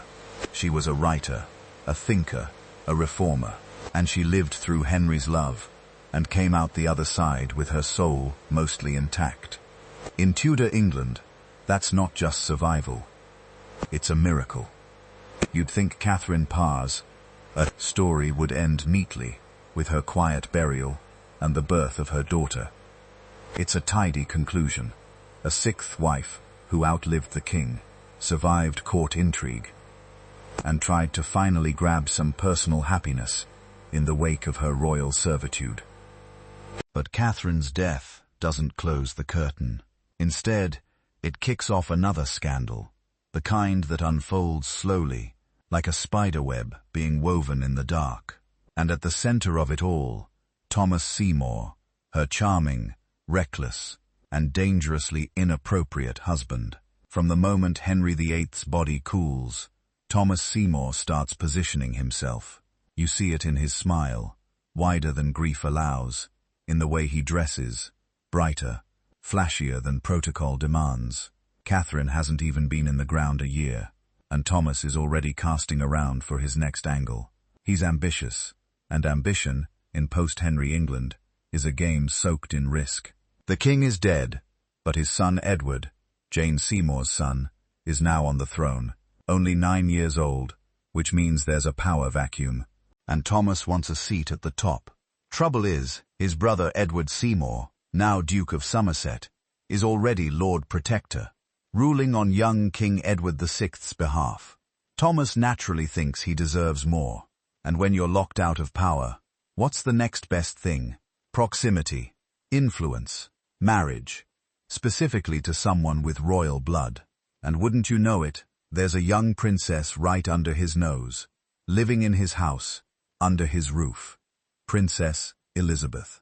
Yes, that Elizabeth. She's 14, intelligent, observant, already careful with her words, but also young, lonely, vulnerable. And Thomas Seymour, he knows exactly how to blur lines that should never be blurred. You remember how it started. Playful tickling, teasing, affectionate nicknames. But it escalates. Early morning visits to her bedchamber, inappropriate touching. Elizabeth's governess, Cat Ashley, grows concerned. Catherine Parr, still alive at the time, notices too, and begins supervising the encounters, even joining them to keep things innocent. That's right. Catherine was there, watching, managing. Historical fact. These incidents are detailed in letters and later testimonies. After Catherine's death, the behavior worsens. Thomas visits Elizabeth more frequently, sometimes in his nightgown. He tries to isolate her. He offers to marry her secretly. Elizabeth's household grows tense, aware that something is off, but uncertain how far it's gone. Fringe detail. Thomas once reportedly cut Elizabeth's black mourning gown to pieces while she wore it, joking that she looked too solemn. Yes, cut it, as in with scissors, while laughing, because nothing screams affection quite like undermining a teenage girl's grief. Historians have long debated whether it was flirtation, grooming, or a combination of both. Either way, it's gross and dangerous. Eventually the situation becomes too uncomfortable to ignore. Elizabeth is removed from the household and sent to live elsewhere, but the damage is done. Whispers begin to circulate. Thomas's ambitions become bolder. He tries to arrange a marriage between Elizabeth and Edward VI. He bribes servants. He breaks into the king's chambers at night, possibly to kidnap him, or worse. His behavior moves from inappropriate to outright treasonous. And finally, in 1549, he's arrested. You're standing in the Tower courtyard when Thomas is dragged in. He looks stunned, like someone who believed his charm could get him out of anything, and only just realized that it won't. He's interrogated, and his schemes spill out like wine from a cracked goblet. But what the court really wants to know is what happened with Elizabeth. She's questioned repeatedly, closely. For a 14-year-old girl, Elizabeth holds her own with terrifying precision. She denies impropriety, denies any promise of marriage, denies every hint of scandal. She is polite, sharp, and careful. If she's shaken, she doesn't show it. You realize, watching her, that she's already becoming the queen she will someday be, not by title, but by survival. There's a scholarly debate about how much Thomas's pursuit of Elizabeth damaged her. Did she grow cold to love because of him? Did it shape her decision never to marry? Was it trauma or calculation, or both? Some suggest she was complicit. Others argue she was groomed. The truth lies somewhere murky, somewhere unsettling. All we know is that afterward, she never lets anyone get that close again. Thomas Seymour is executed for treason in March 1549. Before he dies, he tries to write one last letter to Elizabeth, but it's intercepted and burned. There's no farewell, no final word. He dies not as a romantic fool, but as a threat to the realm. The court barely flinches, and Catherine Parr's legacy, tarnished not by her own actions, but by the man she loved, and the scandal he left behind. Her household, once a place of learning and respect, is remembered instead for whispers in dark corners and brushes with ruin. Her daughter, Mary Seymour, born just before Catherine died, vanishes from the record before her second birthday. No one knows what became of her. Just another Tudor woman swallowed by silence. You walk the halls of Sudeley Castle now, quiet, the nursery empty, the hearth cold. You can still picture Catherine reading scripture by the fire, Thomas leaning in too close to Elizabeth, the servants exchanging worried glances. It's all gone now. Another household destroyed by ambition. And Elizabeth, she files it all away, learns from it, builds walls around herself. You'll see her again, of course. She's not done, not by a long shot. But after Thomas Seymour, she never trusts easily again, never lets her heart outrun her mind. She will flirt, she will dance, she will receive love letters from men who ache to marry her, but she will never say yes, because if there's one thing the Tudor queens and their lovers have taught her, one lesson she never forgets, is this: love can get you killed. So here you are, hovering at the edge of the court once again, but this time, everything feels different. You've seen queens fall, heads roll, scandals bloom and rot. But now, as the throne is passed from the sickly child king Edward VI to the ill-fated Mary of Aragon, and then finally, to the daughter of Anne Boleyn, something shifts in the air. This isn't a story about wives anymore. This is about a queen who needs no husband. A woman who saw what love did to her mother, to her stepmothers, to herself. A woman who turned survival into sovereignty. You're standing in the early days of Elizabeth's reign, and the legend of the Virgin Queen is just beginning. Elizabeth is 25 when she takes the throne in 1558, and let's be clear, no one expected her to survive this long. She was declared illegitimate, imprisoned in the Tower, questioned over treasonous plots, kept under guard during Mary's reign, and nearly executed more than once. She's been trained, tempered, and tested like a blade. And when she finally ascends the throne, she does so with a smile that says, "I dare you to try me now." She wears white to her coronation, pale, unadorned, virgin-like. Symbolic, sure, but also strategic. She knows the power of optics. She knows that in a kingdom starved for stability, what they need isn't another ruler. They need a symbol, a spectacle, a story. And Elizabeth, she's been crafting hers since she was old enough to understand the executioner's axe. But here's the thing, no one wants to say too loudly. Elizabeth was never meant to be alone, not in theory. The moment she became queen, the pressure to marry thundered down around her like a cathedral collapsing. Parliament begged her, ambassadors circled like sharks. Suitors lined up across Europe like peacocks in silk hose. She was young, unmarried, and politically valuable, and she refused them all.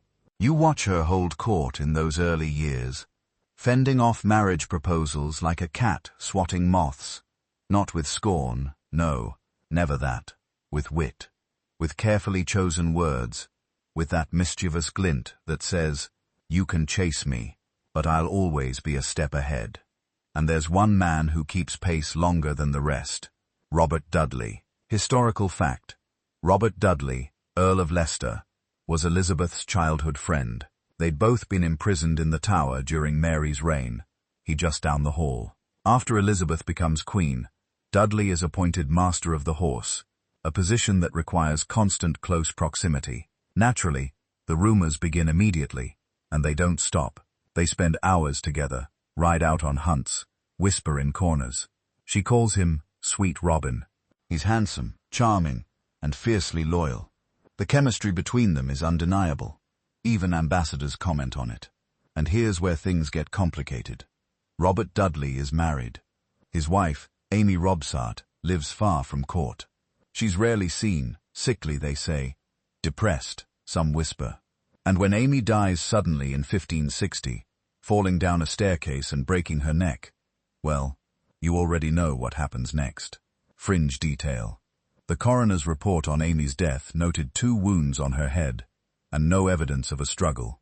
But the location of the wounds, and the suspicious circumstances, alone at home, servants away, sparked immediate rumors. Was it an accident, suicide, or murder? No one can agree, not even 5 centuries later. The scandal rocks the court.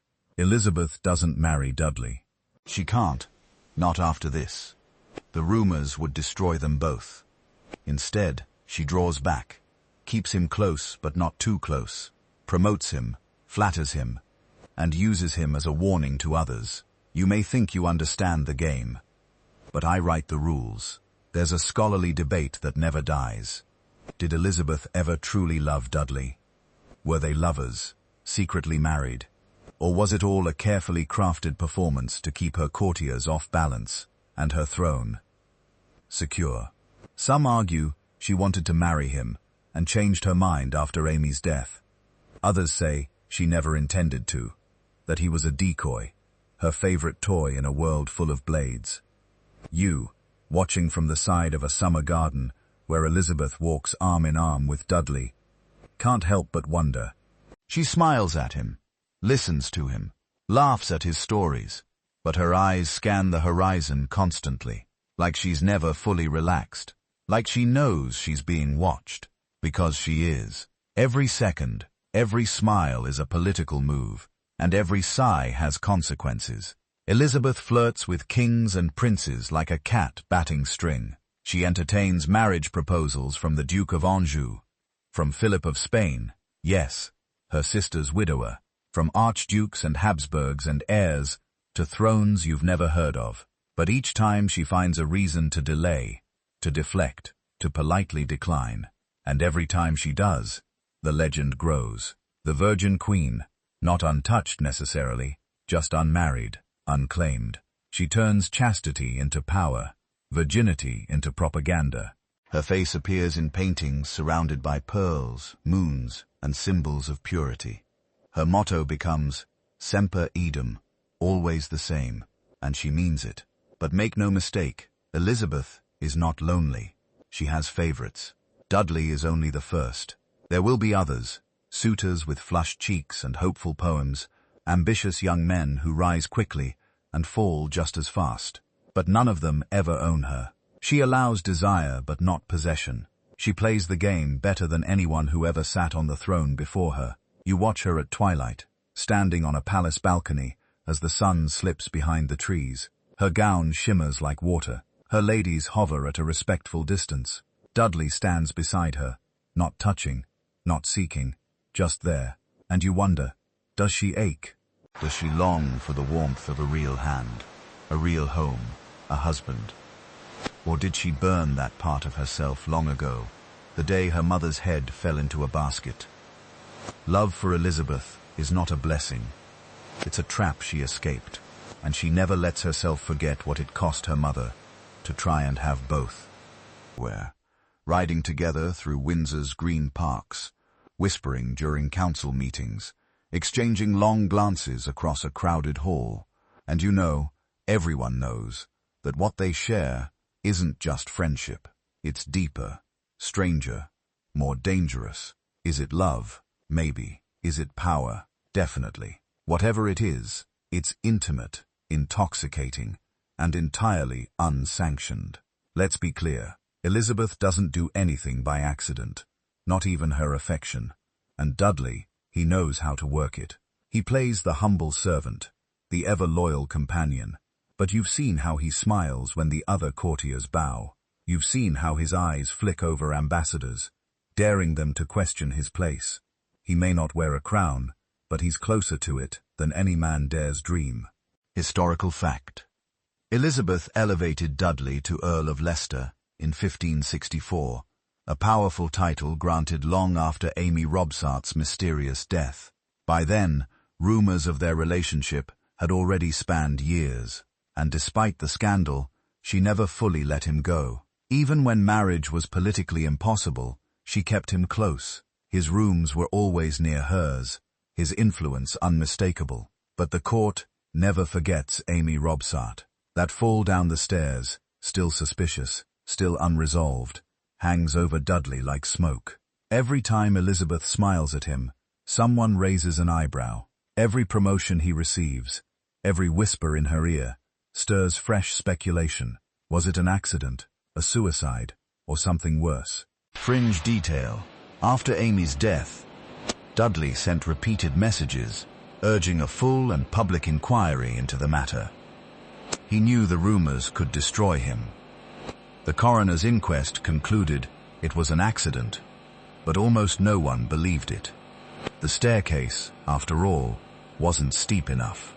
The injuries were odd, and Amy was alone, always was alone. The question is, did Elizabeth believe him?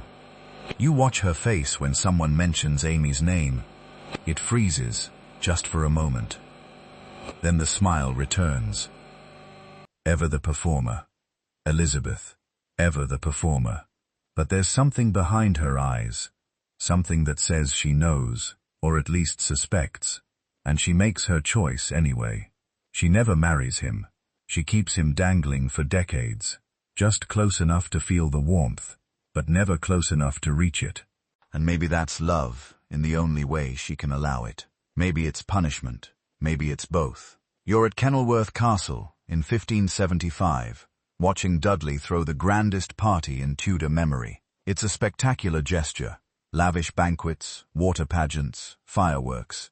For days the Queen is treated like a goddess. Rooms are decorated with verses written in her honor. Music floats through the air like perfume. He's making his final desperate bid to win her hand. And you see her gliding through the festivities in glittering white, smiling at the poets, bowing to the musicians, but never giving him what he truly wants.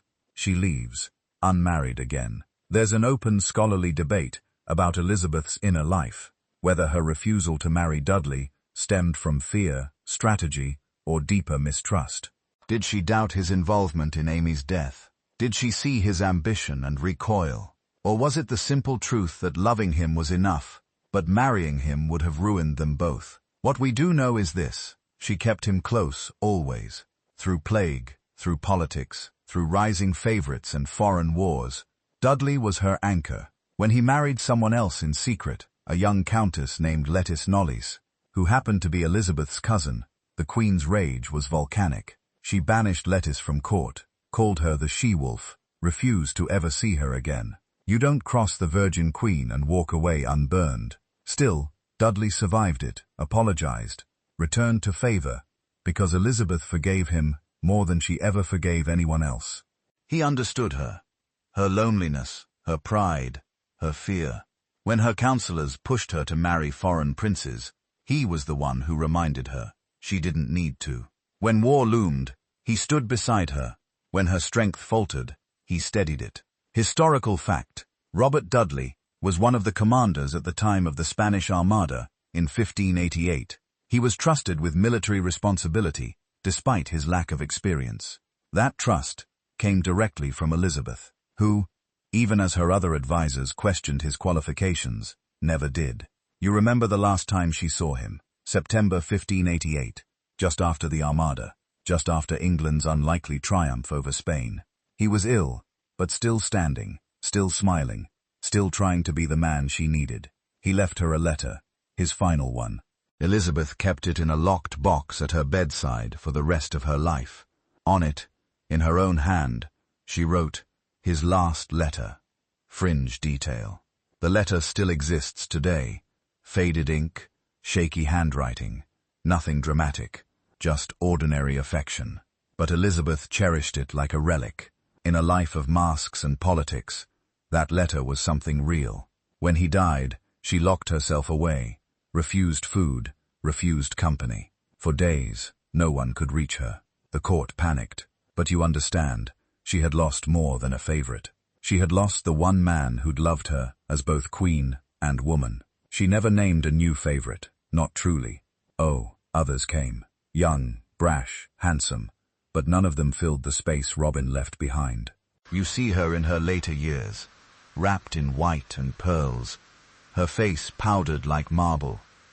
The legend is fully formed now. Gloriana, the Virgin Queen, the untouchable monarch. But behind the mask is a woman who chose power over partnership, rule over romance, survival over surrender. And maybe if the world had been kinder, or she less wary, things might have been different. But Elizabeth saw what love did to the women before her. She saw the price, and she chose never to pay it. It's an ordinary morning in Cumnor Place, Oxfordshire. when a servant finds the body of Amy Robsart sprawled at the bottom of a short flight of stairs. Her neck is broken. Her gown lies oddly arranged. Her head turned at a strange angle. Her hair spilled out like a dark halo. No one heard her fall. No one saw it happen, and yet within hours, the whispers begin. Was it really an accident? You've heard of Amy before, of course. The wife left behind, the quiet woman tucked away in the countryside, while her husband, Robert Dudley, danced daily attendance on Queen Elizabeth. She was supposed to be a footnote, an inconvenience. But her death becomes the kind of historical question that never dies, only festers. Because what happened on September 8, 1560, didn't just end a life, it nearly ended the reign of a queen. Amy had married Robert when they were both young, during the reign of King Edward VI.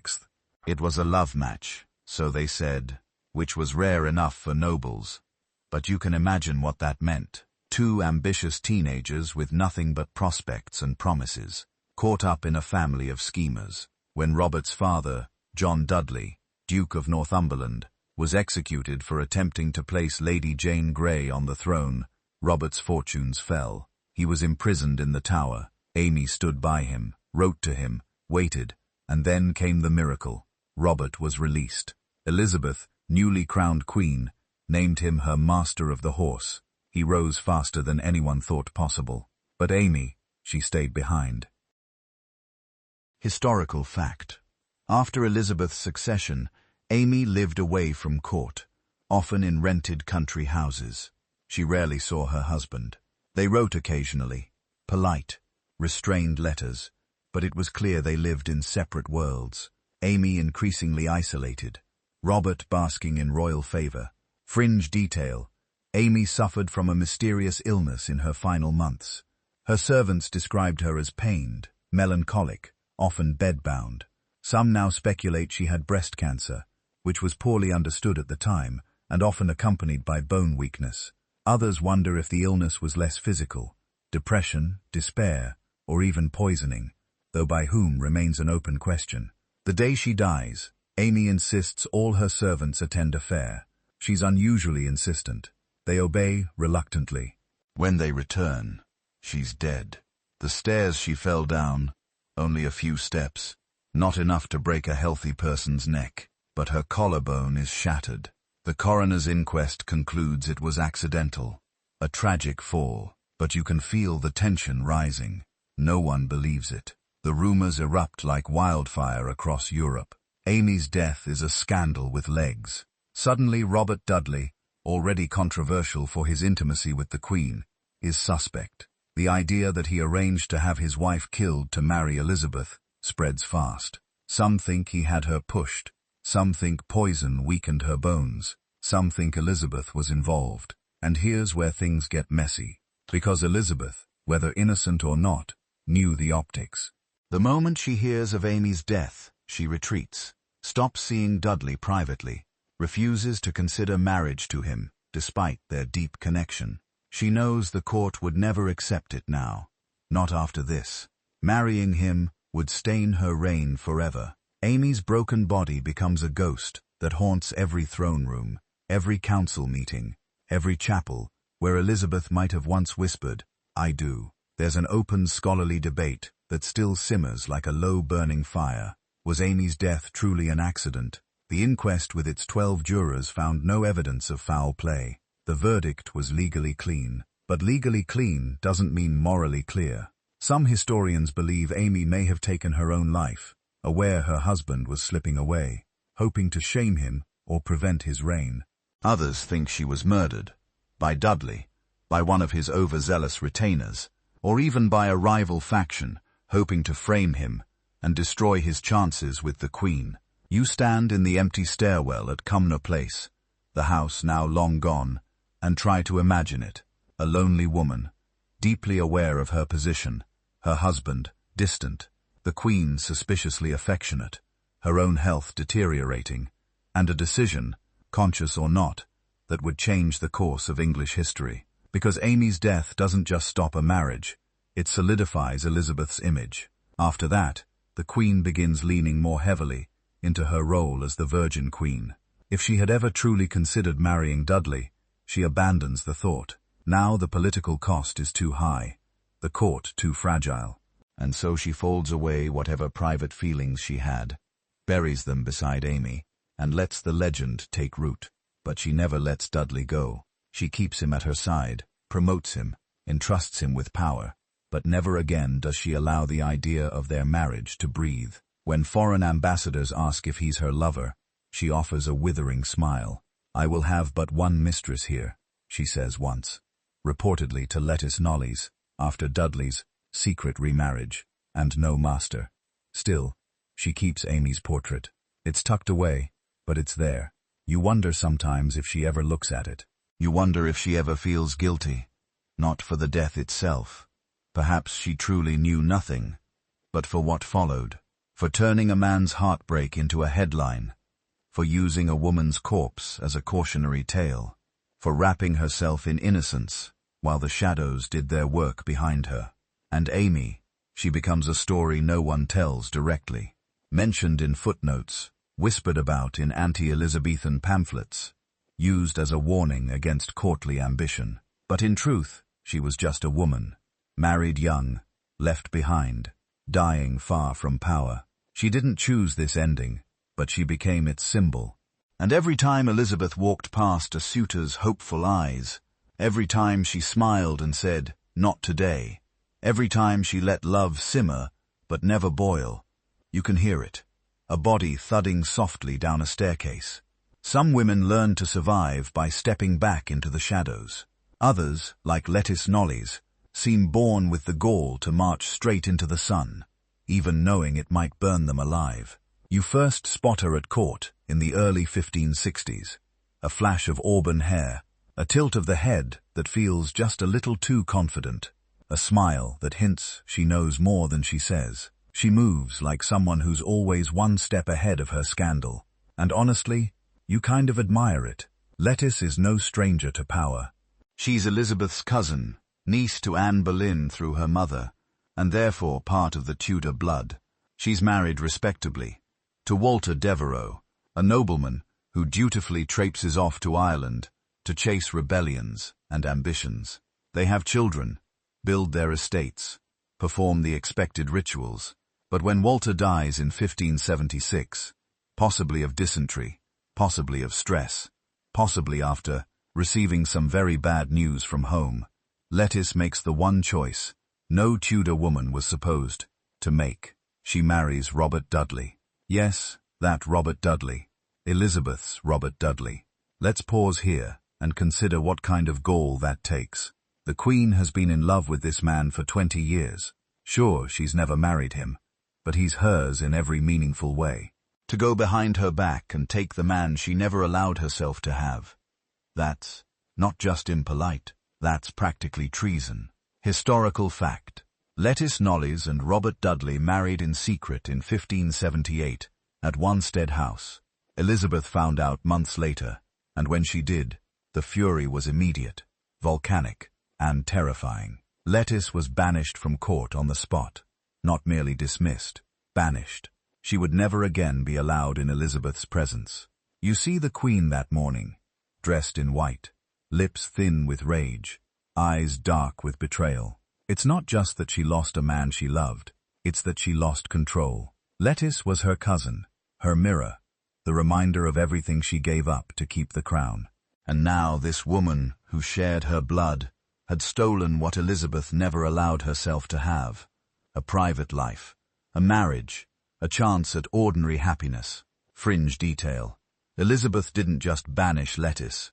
She referred to her publicly as the she-wolf. It wasn't theatrical. It was personal. A woman who dared challenge her supremacy. And Dudley, he apologized, groveled, tried to make peace. But it didn't matter. The Queen never forgave the betrayal. Their relationship was never the same. And here's the thing. Lettice didn't care. Not really. She had what she wanted. A man she loved, or at least respected, and a secure position. She wasn't some court flirt hoping to angle her way up the ranks. She was already someone. She had wealth, bloodlines, children. And now, the Earl of Leicester at her side. Court favour? Overrated. The marriage was complicated. Dudley was never a one-woman man. He liked flattery, basked in Elizabeth's attention whenever he could get it, and often treated Lettice as a well-kept secret. But they had a child together, a boy named Robert, nicknamed the Noble Imp. He was bright, promising, and destined in her eyes to inherit his father's title. You'd think this might begin to heal things, that Elizabeth, aging and politically calculating, might soften over time. She never did. Even as Dudley returned to court, even as years passed, Lettice remained exiled. Elizabeth forgave traitors more easily than she forgave female rivals. There's a debate, of course. Did Lettice marry for love, power, revenge? Bold or reckless? Did she believe she could outmaneuver the Queen, or did she simply stop caring? Some argue she was a victim of court politics, swept into a storm not of her own making. Others think she knew exactly what she was doing, and did it anyway. You see her years later, dressed in mourning black after Dudley's death in 1588. She buries him in a lavish tomb beside his illegitimate son, a move that raises eyebrows but reflects the strange, layered loyalties of their world. She mourns publicly, though you suspect she also feels something else, relief. Her son, the young Robert Devereux, Earl of Essex, becomes the next lightning rod. He's ambitious, charismatic, reckless, and just like his stepfather, dangerously close to the Queen. Too close. You remember Elizabeth's rage at Lettice. Watch what happens when she sees the same fire in her son. Lettice watches her son's rise with a mother's pride and a courtier's worry. He becomes the Queen's new favorite, dashing, poetic, prone to foolish outbursts. And Elizabeth, now in her 60s, swoons like a girl of 16. He dances for her, fights for her, whispers promises into her aging ear, and she rewards him lavishly, titles, offices, campaigns. But Essex is not Dudley. He doesn't play the long game. He wants glory, not grace. Fringe detail. Lettice and her son had a strange relationship. She loved him fiercely, but he often disregarded her advice. She saw what the court did to ambitious men. She knew the Queen's favor could turn icy in a moment, and she warned him again and again. Don't overreach. He didn't listen. In 1601, after a failed rebellion and a disastrously arrogant attempt to seize control of Essex is arrested. The Queen is heartbroken, but not indecisive. He's tried, convicted, and executed for treason. Lettice, now in her 60s, is forced to watch as another man she loved is destroyed by the very court she once dared to defy. Historical fact: Elizabeth signed Essex's death warrant herself, though it reportedly took her hours. She paced, delayed, considered clemency, but ultimately she chose to protect the crown over her heart, just as she always had. Lettice outlives them all. Dudley, Elizabeth, her son. She lives to the astonishing age of 91, dying in 1634 under the reign of Charles I. The world by then has changed completely, but her story still echoes in the faded corners of palaces and painted portraits. The woman who dared to marry the Queen's favorite, the she-wolf who survived. You picture her in her final years, sharp, elegant, watching young women fawn over new kings and remembering what it felt like to be at the center of it all. She doesn't speak of the Queen, not in public, but you suspect she never forgot her. Not the fury, not the exile, not the strange, painful love they both carried for the same man. 2 women, 1 man, and a silence that outlived them both. Now it's time to shift your gaze north, across the windswept border, and into a different kind of drama. No less tangled, no less dangerous. You've had your fill of Henry's wives, his mistresses, their lovers and betrayers. But in Scotland, a queen rises, who will out-scandal, out-seduce, and out-suffer every Tudor woman put together.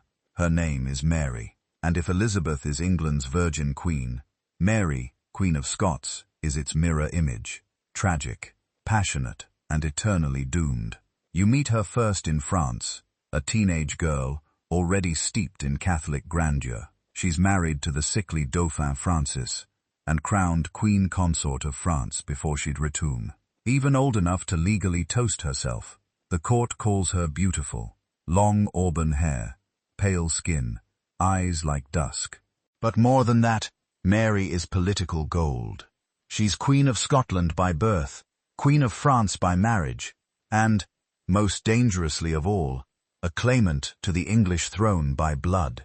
Historical fact: Mary's grandmother was Margaret Tudor, Henry VIII's sister, which made Mary a legitimate heir under traditional primogeniture. Catholics in England saw her as the true queen, especially while Elizabeth's legitimacy was still widely questioned after Anne Boleyn's fall. This bloodline would be the root of nearly every tragedy in Mary's life. When Francis dies young, chest infection, too delicate for politics, Mary is widowed at 18 and shipped back to Scotland, a queen in her own right, returning to a homeland she barely remembers. You ride with her across the grey, wet moors. The castles are colder, the nobles rougher, the religious tension sharp enough to shave your skin.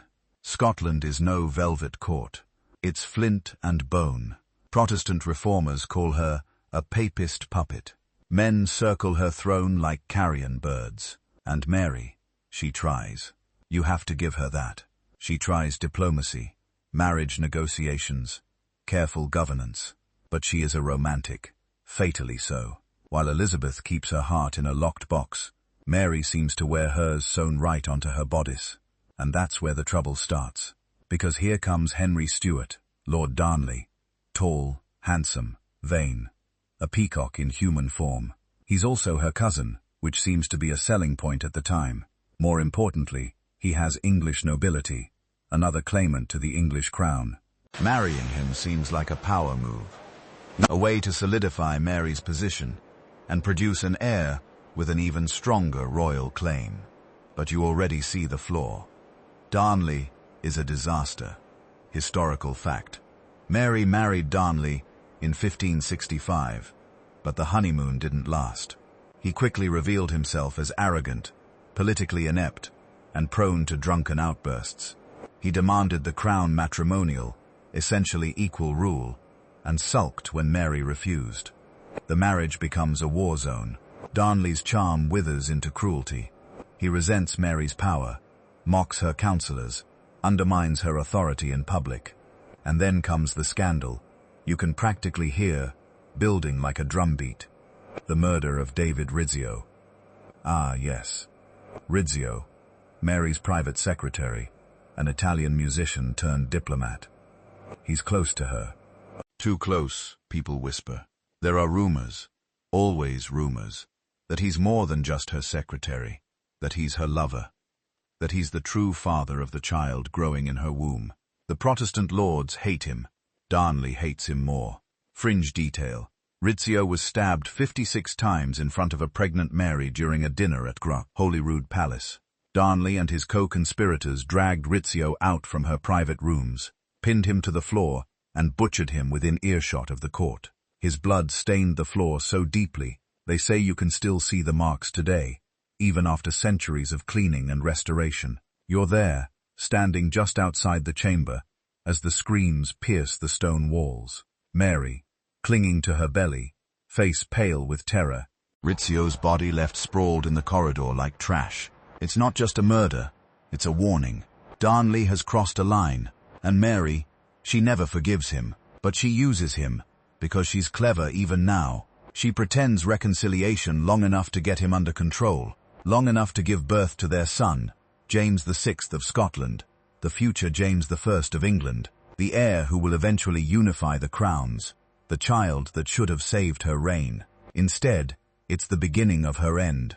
Darnley continues his downward spiral. Mary retreats emotionally, politically, physically, and in his place rises a new figure, James Hepburn, Earl of Bothwell. Bothwell is everything Darnley is not. Rugged, bold, Protestant, experienced. Between them, tension that crackles like a storm on the horizon. And then, shockingly, Suspiciously, Darnley is found dead. Historical fact. In 1567, Darnley was discovered in the garden of a house in Kirko Field, just outside Edinburgh. The house had been blown up with gunpowder, but here's the twist. His body showed no signs of burns or blast injuries. He and his servant had apparently been strangled after escaping the explosion, which means someone planted the bomb and then killed him the old-fashioned way. And guess who's the prime suspect? Bothwell. He's arrested, tried, and unsurprisingly, acquitted in a rigged court. Weeks later, he abducts Mary on the road, takes her to his castle, and holds her there for days. Whether it was rape, coercion, or some twisted seduction remains hotly debated even today. But what's undeniable is that shortly afterward, they marry. Let that sink in. Mary, Queen of Scotland, widowed twice, once in scandal, marries the man everyone believes killed her second husband. The reaction is immediate. The Scottish nobles revolt. Mary is imprisoned, forced to abdicate. Bothwell flees to Norway and dies insane in a Danish prison. Mary loses everything: her throne, her freedom, her reputation. She escapes, flees to England, seeks asylum with Elizabeth, and finds a cage instead. You watch her arrive at the English border, weary but hopeful. Elizabeth welcomes her with politeness, but also with guards. For the next 19 years, Mary will live under house arrest in various castles and manor homes, treated like both royalty and prisoner, always watched, always a threat. Because as long as she lives, she gives England's Catholics a figurehead, a reason to hope for Elizabeth's fall. Mary is not the patient sort. She plots, writes letters, couriers go in and out, carrying secret messages rolled into embroidery, folded into book bindings, and eventually, inevitably, she's caught. The Babington Plot, a failed Catholic conspiracy to assassinate Elizabeth and place Mary on the throne, is the final straw. Elizabeth signs the death warrant. Mary, Queen of Scots, is beheaded in 1587 at Fotheringhay Castle. She wears red, the color of Catholic martyrdom. Her last words are prayers in Latin. It takes 3 strokes to remove her head. Fringe detail. When the executioner lifts her severed head to show the crowd, her wig slips off. Her head drops to the floor. Her small dog, hidden in the folds of her gown, runs out and refuses to leave the body. It's a mess. It's always a mess. And so ends Mary. Romantic, reckless, brilliant, damned. She chose passion every time. She paid the price every time. And even in death, she divided the kingdom. Elizabeth never speaks of her again. But the wound lingers, because in Mary, she saw everything she could have been, and everything she refused to become. And now the boy with royal blood in both veins, the child born of scandal, crowned by survival. Henry Stuart, Lord Darnley, may be long dead, but his legacy lives on in his son. James VI of Scotland, the only undeniable good to emerge from a marriage that poisoned everything it touched. But before James claims the crowns of both Scotland and England, we need to pause and look back at the man who helped create that legacy. Because Darnley's story is more than a footnote. It's a warning that arrogance, ambition, and beauty rarely mix well in a Tudor world. And when they do, someone usually ends up face down in a garden with a broken neck. You meet Henry Stuart in 1565, a tall, striking man with golden curls, velvet sleeves, and the fax kind of swagger that makes older nobles roll their eyes and younger ones clench their jaws. At first glance, he's everything a queen like Mary might want. Young, royal, and thoroughly English. His lineage is impeccable. He descends from Margaret Tudor, Henry VII's sister, giving him a legitimate, if shaky, claim to the English throne. More importantly, he's Protestant enough not to send the Scottish reformers into full revolt. Mary sees him and thinks, perfect. You see him and think, disaster incoming. Historical fact, Mary married Darnley in July 1565, despite objections from her advisers. Their union united 2 claims to the English throne, terrifying Elizabeth and every Protestant nobleman from London to the Highlands. It was a dynastic power move, and politically, a masterstroke, but in matters of temperament, catastrophic. Darnley is charming, yes, but he's also vain, entitled, and obsessed with status. He believes himself not just Mary's equal, but her superior. He demands the crown matrimonial, the legal right to rule alongside her, and potentially alone if she dies. Mary wisely refuses. This wounds Darnley's pride so deeply, he spends the rest of the marriage trying to claw it back, usually with drink, rage, or idiocy. He becomes sullen, jealous, suspicious. You see it every time Mary speaks with a man, especially David Rizzio, her secretary. The tension simmers like sour wine. Darnley spreads rumors that Rizzio is her lover, that her unborn child is not his, that he's being humiliated, emasculated, erased. And when those rumors gain traction, he seizes his moment. March 1566. You're standing in the great hall of Holyrood Palace, the air thick with candle smoke and tension. Mary, visibly pregnant, is dining with her court. Rizzio is beside her as usual. Then suddenly the doors burst open. Darnley storms in with a pack of armed nobles, angry, paranoid, bristling with testosterone. He pulls a pistol. Others draw knives. They drag Rizzio screaming from the Queen's side. Mary stands, shouting, pleading. Too late to stop it. Fringe detail. Rizzio is stabbed 56 times. So many that the floorboards beneath him buckle with blood. Mary's dress is smeared with it. She's shoved aside, clutching her stomach. Her cries echo through the halls. You wonder how a man could do this to his wife. And you wonder how Mary could ever forgive him. She doesn't. And yet she's clever. In the days that follow, she pretends to reconcile, smiles at Darnley, speaks to him gently, coaxes him back into her confidence. It's not love, it's survival. She's pregnant, alone, surrounded by enemies. So she plays the long game. Historical fact, just 3 months after Rizzio's murder, Mary gives birth to James. Despite everything, the child is healthy, whole, and immediately swept into political games far beyond his comprehension. Mary now holds the most powerful card in the game, an heir. But Darnley's days are numbered. He continues to spiral. Mary retreats further. She consults with James Hepburn, Earl of Bothwell, a brutal but effective nobleman. Rumors stir, alliances form, and then, in February 1567, the end arrives with fire and silence. Darnley is convalescing from illness at a house near Edinburgh. Mary has arranged for him to be moved there, out of the palace, out of sight. The house explodes in the early morning hours. Locals wake to find a smoking crater, but Darnley's body isn't inside. It's in the garden, fully clothed, unburnt, neck broken. Fringe theory. The gunpowder was for show, a distraction. Whoever killed Darnley did it with hands, not fire. Some say Bothwell. Some say Mary knew.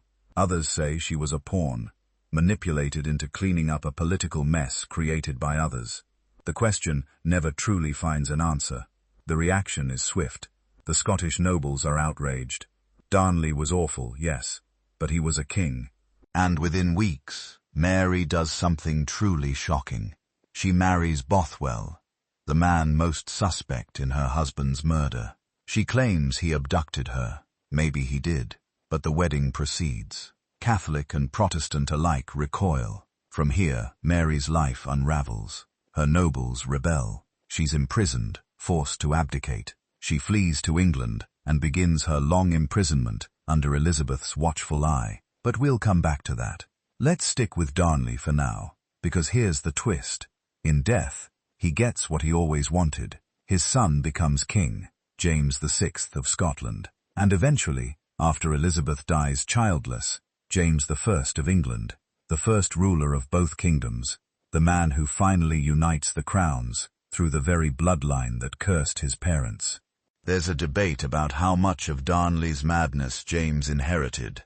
Some historians claim he was cold, vain, manipulative. Others say he was scholarly, cautious, and deeply aware of how close his life had come to ruin before it even began. He rarely spoke of his father, never celebrated him, but he understood the weight of his legacy. And Mary, she never gets to see him rule. You imagine her in her final days, imprisoned, knowing her son has been raised by Protestant lords who hate her. She writes letters to him, sends tokens, pleads for a reunion. It never happens. James, pragmatic and politically savvy, keeps his distance. He owes his crown to her blood, but not her memory. You stand at Darnley's grave. It's simple, unremarkable. A quiet end for a man who once strutted through palaces as if he owned the world. His life, a textbook case in what happens when ego outpaces intelligence, when charm is used like a cudgel, when a man marries a queen and forgets he isn't a king. He's a footnote in Mary's tragedy, an echo in James's legacy, and a reminder that in the Tudor world, beautiful boys rarely live long. You already know how this ends. The room is cold. The walls are stone. The Queen kneels. The axe waits. But before we reach Mary, Queen of Scots' final breath, let's talk about the man whose murder dragged her down faster than any gossip ever could. Because before the Babington plot, before the English courts, before her long prison stay and ultimate execution, there was David Rizzio, a man who never wore a crown, never fought in battle, never married a queen, and yet, for a moment, he held the power of both a lover and a scapegoat in one trembling hand. You first meet Rizzio in 1561, standing in the echoing halls of Holyrood Palace in Edinburgh. He's small, elegant, foreign, an Italian musician by trade, hired to entertain the court, a man with a good voice and a better sense of timing. He knows how to wait, how to smile at the right moments, how to flatter without groveling. That, it turns out, is a rare talent in Mary's court. At first, he's just background noise, a player of lutes, a singer of songs. But as time passes, you notice he's always nearby. Close enough to hand Mary a letter, a goblet, a whispered observation. He's discreet, loyal, intelligent, and, most importantly, not Scottish. Which means he doesn't come with clan alliances or blood feuds. He is Mary's creature, and Mary makes good use of him. Historical fact: Rizzio rose quickly in the Scottish court, becoming Mary's private secretary and a key advisor in her inner circle. He managed correspondence, organized her household, and became deeply trusted by the Queen. Some reports claim he was with her at all hours, morning, noon, and night, which is precisely the problem. The Scottish lords already resent Mary, a Catholic queen ruling a Protestant land, risky. A foreign queen with foreign advisors, intolerable. And now this, an Italian nobody, a servant who whispers in her ear, who controls her access, who may even know her secrets. They hate him. And Darnley, Mary's insecure, petulant husband, hates him most of all. Fringe detail: the rumors go beyond politics. Gossip spreads that Rizzio and Mary are lovers, that he's the father of her unborn child, that he's controlling her like some papal puppet. The fact that he's Catholic only fuels the paranoia. Add to that Darnley's bruised ego and his increasingly erratic behavior, and it's only a matter of time before someone sharpens a dagger. March 1566. You're in Holyrood once again. Mary's chambers are candlelit and hushed. Dinner laid out on the table. She's 5 months pregnant, visibly glowing, seated with Rizzio and a few ladies. There's laughter, soft music, a moment of calm. Then everything breaks. Darnley enters first, his face tight, his hands trembling. Behind him, a pack of armed men, nobles with drawn swords, faces twisted with something deeper than politics. Jealousy, fear, rage. Rizzio jumps up, confused. Mary rises too, demanding an explanation. Darnley murmurs something to her, something quiet and cruel, then steps aside. The men descend. They drag Rizzio from the room. Mary screams, clutches her belly. They ignore her. Outside the chamber, in the corridor, they pin him to the ground and stab him over and over and over. Historical fact: Rizzio was stabbed 56 times in front of half the court. His blood soaked through the floorboards. It was a public execution, masquerading as a political statement.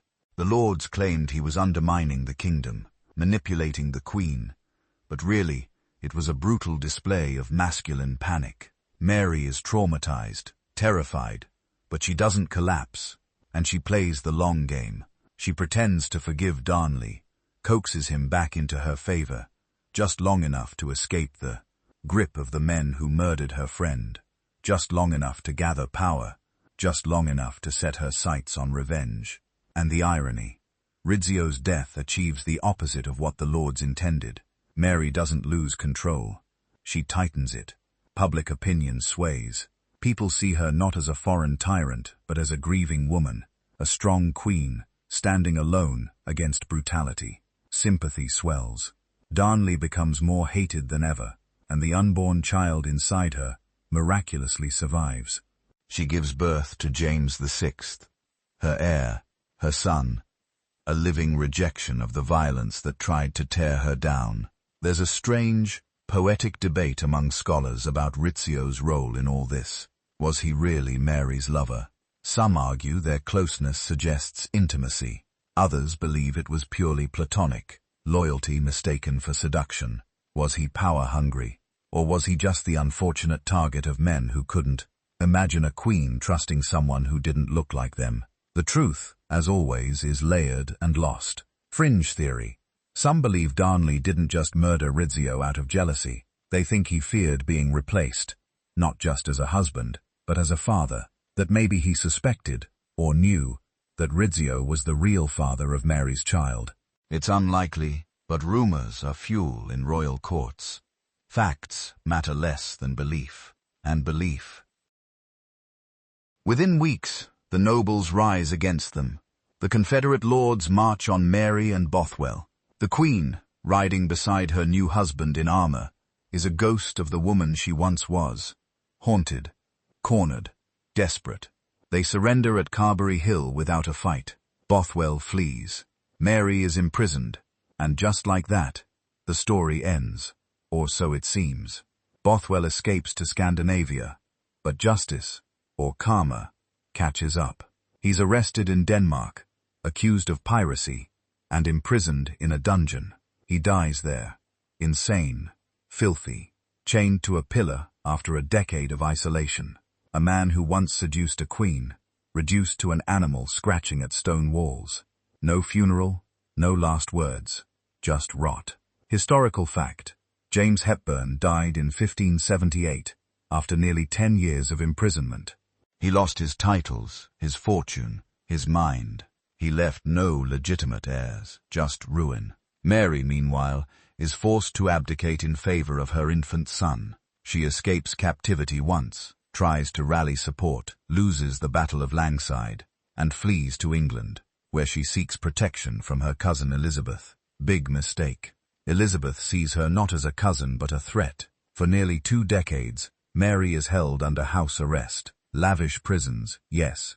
Manor houses, castles, but prisons nonetheless. And all the while, Elizabeth waits for her to step out of line. She does. Mary, ever impulsive, involves herself in the Babington plot, a failed conspiracy to assassinate Elizabeth and place Mary on the English throne. Letters are intercepted. Her handwriting is confirmed. The evidence is damning. She is tried, convicted, and sentenced to death. Fringe detail. On the day of her execution, Mary wore red, the color of Catholic martyrdom. She carried a crucifix. Her final prayers were in Latin. The execution was botched. The first axe stroke missed her neck. The second struck bone. It took 3 strokes. When the executioner held up her head, her wig came off. When her head dropped to the floor, her small dog ran from beneath her skirts and refused to leave the body. You stand in that room afterward. The silence, thick and choking. A queen is dead. A son is silent. A cousin returns to her mirrors. And Bothwell, he's already dust. There's something almost fitting in how he dies. Forgotten, mad, buried in foreign soil. He was a man who grabbed for power with bloody hands, and in the end those hands clawed only at the walls of a cell. Mary chose wrong, again. Or maybe, like so many women of her time, the choice was never really hers. The axe has fallen, the dog has whimpered, the floor is slick with the grief of a nation that doesn't quite know how to mourn a woman it never really trusted. Mary, Queen of Scots, is gone, and now we shift our gaze to the other side of the battlefield, to the cousin who ordered the execution, signed the warrant, and then spent days claiming she didn't mean to. Elizabeth Tudor, the Virgin Queen, the master of contradiction, is staring at her reflection again, but this time there's a crack in the glass. You know her well by now. You've watched her flirt without yielding, govern without marriage, mourn without letting the mask slip.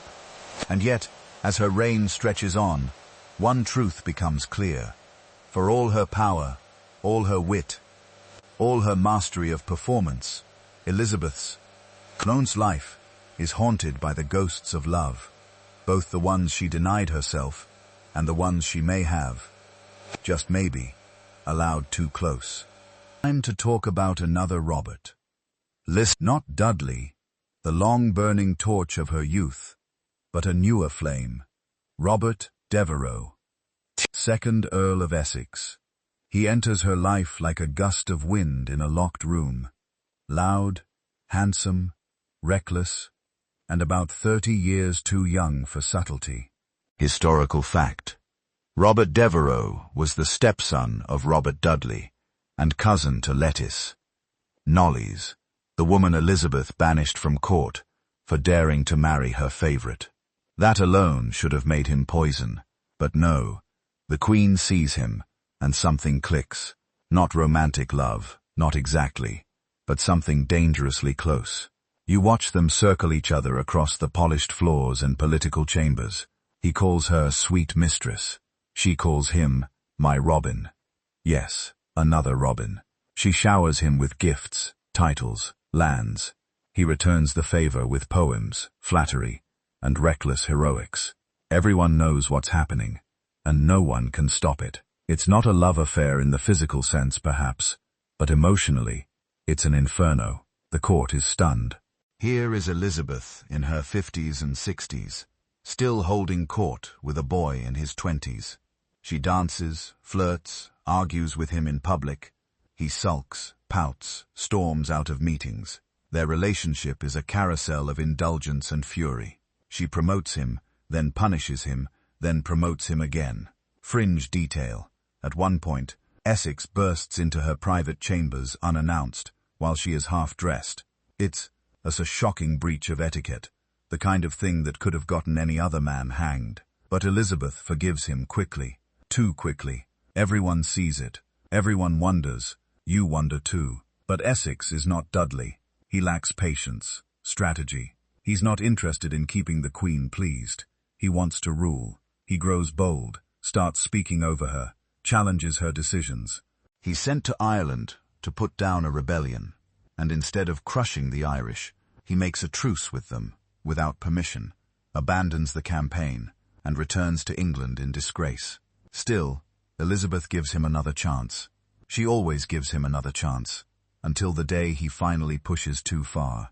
In 1601, Essex leads a failed coup, an actual armed rebellion in the heart of London. His goal vague. Some say he wanted to seize control of the court. Others claim he hoped to protect the Queen from corrupt advisers. Maybe he simply snapped.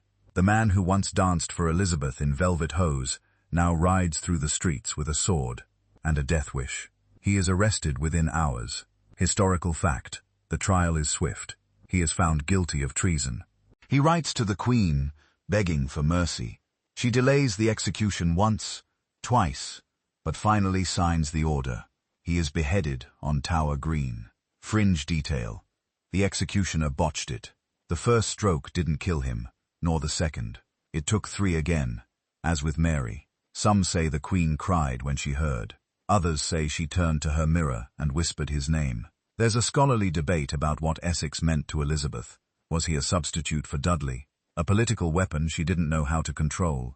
A reflection of her own aging power, slipping just slightly out of reach? Some argue she loved him, Others say she loved the idea of being loved by someone so young, so beautiful, so doomed. Whatever the truth, his death leaves a hollow space, and she never really fills it. In the years that follow, Elizabeth grows quieter, less radiant. Her court still flourishes, but she retreats from the center. She grows thinner, wears more pearls, more powder. Her teeth decay. Her famous red wigs become heavier, more elaborate, almost like armor. People still bow when she passes, but now they glance at each other afterward, as if asking, how much longer can she hold on? Fringe detail. Toward the end, she refuses to sit or lie down. She believes somehow that if she lies down, she will die. So she stands day after day, until her legs tremble, until her courtiers panic, until she is finally lowered onto cushions, exhausted. Days later, she slips into unconsciousness and does not wake. Elizabeth dies in March 1603, at the age of 69. The Virgin Queen, Gloriana, the woman who ruled alone for 45 years, who outlived her lovers, her rivals, her enemies, who outlasted Mary, outmaneuvered Philip, and outlived Dudley by 15 years. She is buried in Westminster Abbey, in a tomb that rests directly above her sister Mary Tudor. 2. Queens who hated each other in life, locked together in stone. There's an odd serenity in that final irony. And with her death, the Tudor dynasty ends. The crown passes to her distant nephew, James VI of Scotland, now James I of England, the son of the woman she executed because of the men they both loved. Now the throne is quiet. Elizabeth is gone, and with her, the entire Tudor line, snuffed out like a candle at dawn. You'd expect the page to turn cleanly here. New chapter, fresh dynasty. But nothing in this story ends without echoes. The scandal, the heartbreak, the bloodstains. They don't just fade with a funeral procession. They ripple. And right at the center of the next ripple is a man who shouldn't even be in the story anymore, because this man has been dead for years, but he refuses to stay buried. Yes, we're talking about Thomas Seymour. You remember him, don't you? The swaggering brother of Jane Seymour, the last wife who gave Henry VIII a son before dying in Tamar, the one way that spared her reputation. Thomas is handsome, smooth-talking, charming in the kind of way that should set off warning bells. But back then, charm was still currency, and Thomas used it like a king's seal, pressing himself into history long after he should have been erased. Historical fact. After Henry VIII's death in 1547, Thomas Seymour became the Lord High Admiral and married Henry's sixth and final wife, Catherine Parr, who had outlived the king and deserved some peace, honestly. But instead of a quiet retirement, she got Thomas. You find them newly married, setting up house at Chelsea Manor. Catherine is grieving, but hopeful, and she takes in her stepdaughter, the young Lady Elizabeth, 14 years old, red-haired, already clever and cautious. Thomas, meanwhile, starts hanging around Elizabeth's quarters. At first it seems innocent, playful. He visits her early in the morning, tickles her, slaps her buttocks, wrestles with her while she's still in bedclothes. Yes, that's not a metaphor. Fringe detail. Catherine once joined in on these strange games, even holding Elizabeth down while Thomas cut her dress into ribbons with a dagger, laughing the whole time. It was passed off as courtly fun, but you don't have to squint too hard to see something darker beneath it. Elizabeth is smart.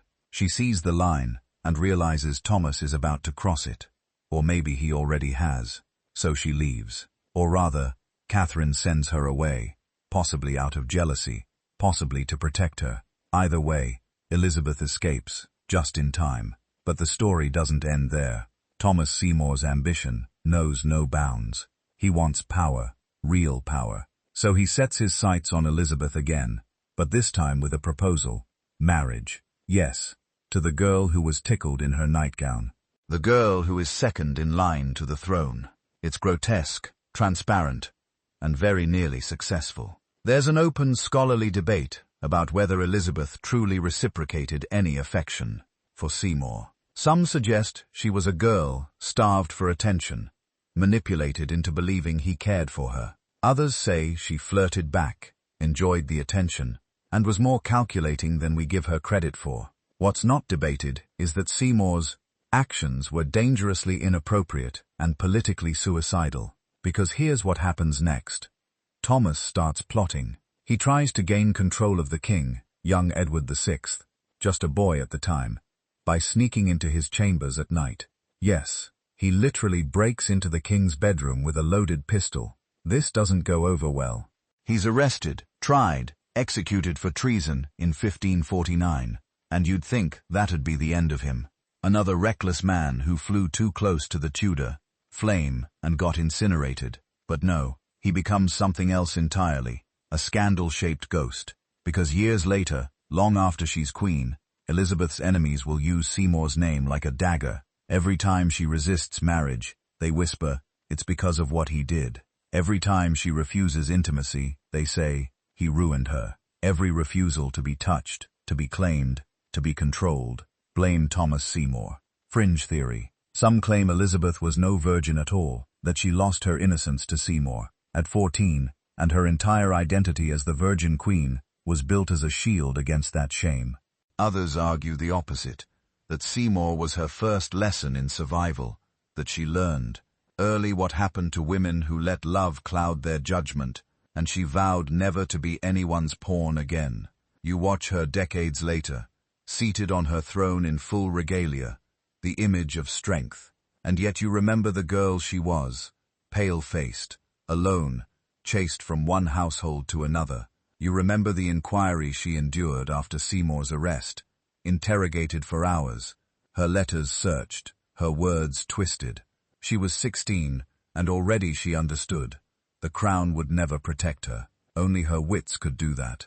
Historical fact. Elizabeth was questioned heavily after Seymour's execution, suspected of complicity. She denied everything. No evidence was ever found, but the suspicion lingered.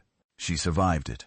That's the part everyone forgets. Elizabeth survived Seymour, survived the court that wanted to destroy her, survived Dudley, Essex, Mary, Philip, plots, poison, pressure. And perhaps she owed that first hard lesson to the man who betrayed her before she even became a woman. You stand at Seymour's forgotten grave.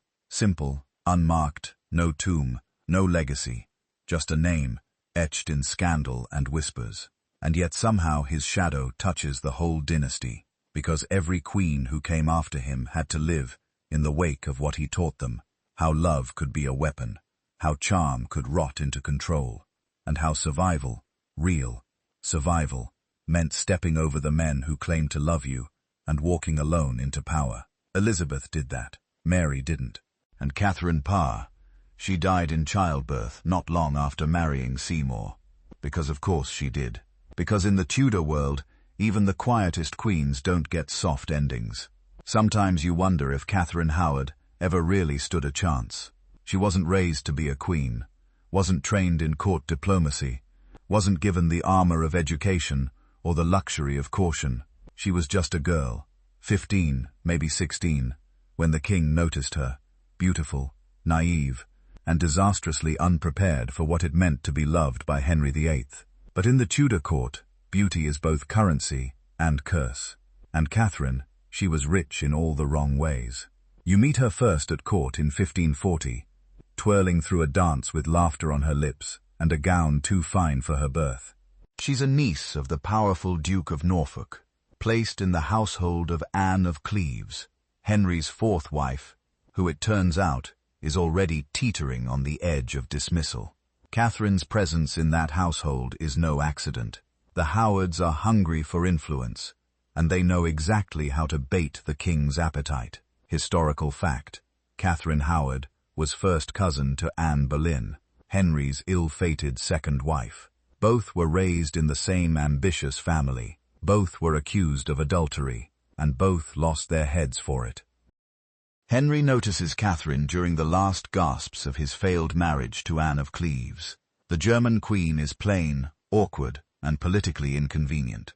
Catherine, on the other hand, is everything Anne is not. Young, flirtatious, English. Henry, nearing 50 and increasingly sick, is instantly besotted. He calls her his rose without a thorn, which is ironic if you think about it for more than 3 seconds. She marries the king in July 1540.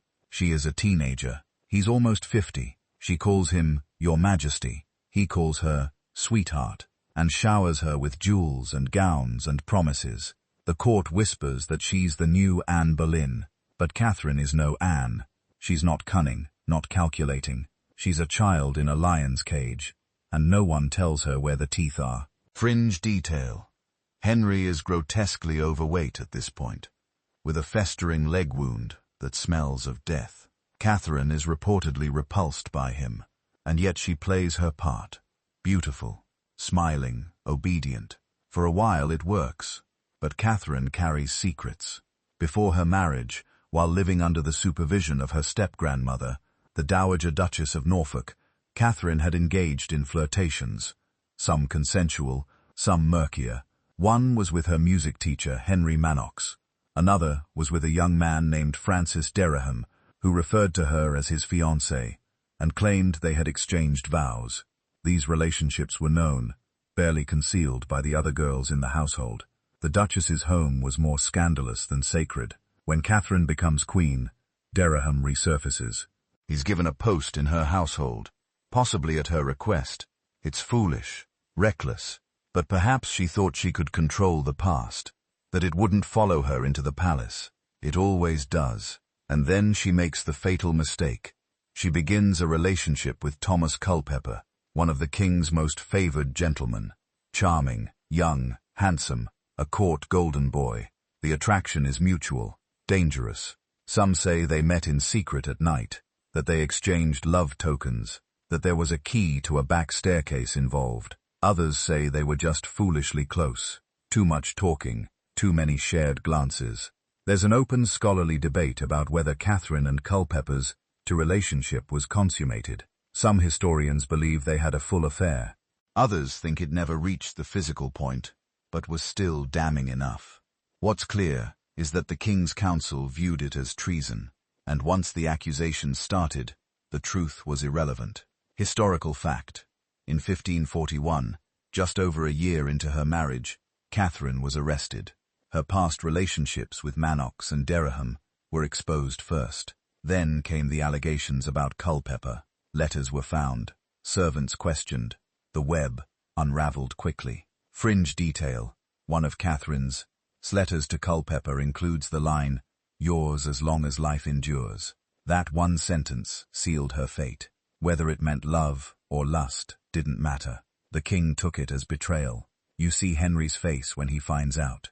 The disbelief, the betrayal, the rage. He doesn't just mourn a wife. He mourns the illusion of youth she gave him. He thought Catherine was pure, untouched. A chance to rewrite his failures. Her infidelity shatters that dream and sends him into a spiral of grief and fury. Dereham and Culpeper are executed first. One hanged, drawn and quartered. The other beheaded out of mercy. Catherine is imprisoned in her apartments for weeks, confused and terrified. She's never trained for this, never told how to defend herself. When the time comes, she begs the king for mercy. He doesn't answer. And then comes the morning of February 13th, 1542. Catherine, barely out of her teens, is led to the scaffold on Tower Green. She's pale, composed as someone can be when facing an axe. Before her death, she reportedly says she dies a queen, but would rather have died the wife of Culpeper. Whether she actually spoke those words is debated, but they've lasted because they feel true. Fringe detail. The night before her execution, Catherine asks for the block to be brought to her cell so she can practice placing her head on it. She wants to get it right, wants to die well. Whatever you think of her, that detail lands heavy. The axe falls. Her head joins the chorus of ghosts that now echo through Tudor corridors. Another Howard lost to ambition. Another queen, used, discarded, and buried beneath stone. But her story doesn't fade. It lingers in the margins, in the love letters that survived, in the hallways where she laughed too loudly. And her ghost, if you believe such things, still walks the haunted gallery of Hampton Court Palace, where she ran screaming for Henry's mercy the night she was arrested. He didn't come. He never does. And so she runs still. You hear her before you see her. Footsteps echoing down the stone corridor. Not hurried, not tentative. Just steady, measured, like a woman who's done with asking permission. This is Catherine Parr, Henry VIII's final wife, the one who survived. But survival doesn't always mean victory, not in Tudor England. Sometimes it just means you're left standing, while everyone else crumbles around you. And Catherine, she stands tall, but her hands shake a little more than they used to. You meet her in 1543, 30 years old, and already twice widowed. Not the wide-eyed girl her predecessors had been, but a woman with eyes that have seen enough. Henry is old now, overweight, infected, paranoid. Most men whisper that no woman in her right mind would marry him now. But Catherine steps forward, not because she's in love, though she's careful to never say otherwise, but because she sees something else, a chance, a role to play, and a dangerous game to win. Historical fact: Catherine Parr married Henry VIII in July of 1543, becoming his sixth and final wife. She was not just a companion, but a nurse, a stepmother, and occasionally even a regent when Henry left the country. She was also deeply religious and a published author, the first English queen to publish under chart. She's good at the job, too good. She soothes his temper, tends to his ulcerating leg, flatters him with precisely the right tone, not too sweet, not too submissive. She brings his children, Mary, Elizabeth, and Edward, closer to court, acting as a bridge in a fractured royal family. Even Elizabeth, cautious as ever, warms to her. For a moment, it feels like peace. But of course, this is the Tudor court. Peace never lasts, because Catherine isn't just gentle, she's intelligent. And in a world where queens are expected to smile and stitch and birth sons, intelligence is always a liability. She engages in theological debates, reads forbidden texts, writes religious pamphlets, supports Protestant reformers. In other words, she starts to scare people. Fringe detail: Catherine owned a secret printing press hidden in her closet. It wasn't just for leisure. It was used to produce religious materials, some of which bordered on heresy under the wrong laws. And depending on which faction had the king's ear that day, heresy could easily become treason. There's a scholarly debate about just how close Catherine came to being executed. One popular theory is that in 1546, Henry's council prepared an arrest warrant for her after she engaged in religious arguments with the king. Yes, the king, about matters of faith and scripture. Supposedly it was the conservative faction, led by Bishop Gardiner and Lord Wriothesley, who convinced Henry she was a danger. You can feel the tension when she finds out. A servant leaks the warrant. Catherine goes straight to Henry, not with defiance, but with humility. She plays the game to perfection. She tells him she only argued to distract him from his pain, that she's nothing but a vessel for his superior wisdom, that he is her spiritual guide. And Henry, flattered as ever, calls off the arrest. Historical fact: the very next day, Wriothesley arrives with guards to arrest her and finds the king embracing her instead. The warrant is dismissed, but Catherine Parr, from that moment on, stays clear of anything that might smell like reform, at least publicly. But that's just one of the men who tried to destroy her. The one who truly leaves a mark on her life isn't Henry.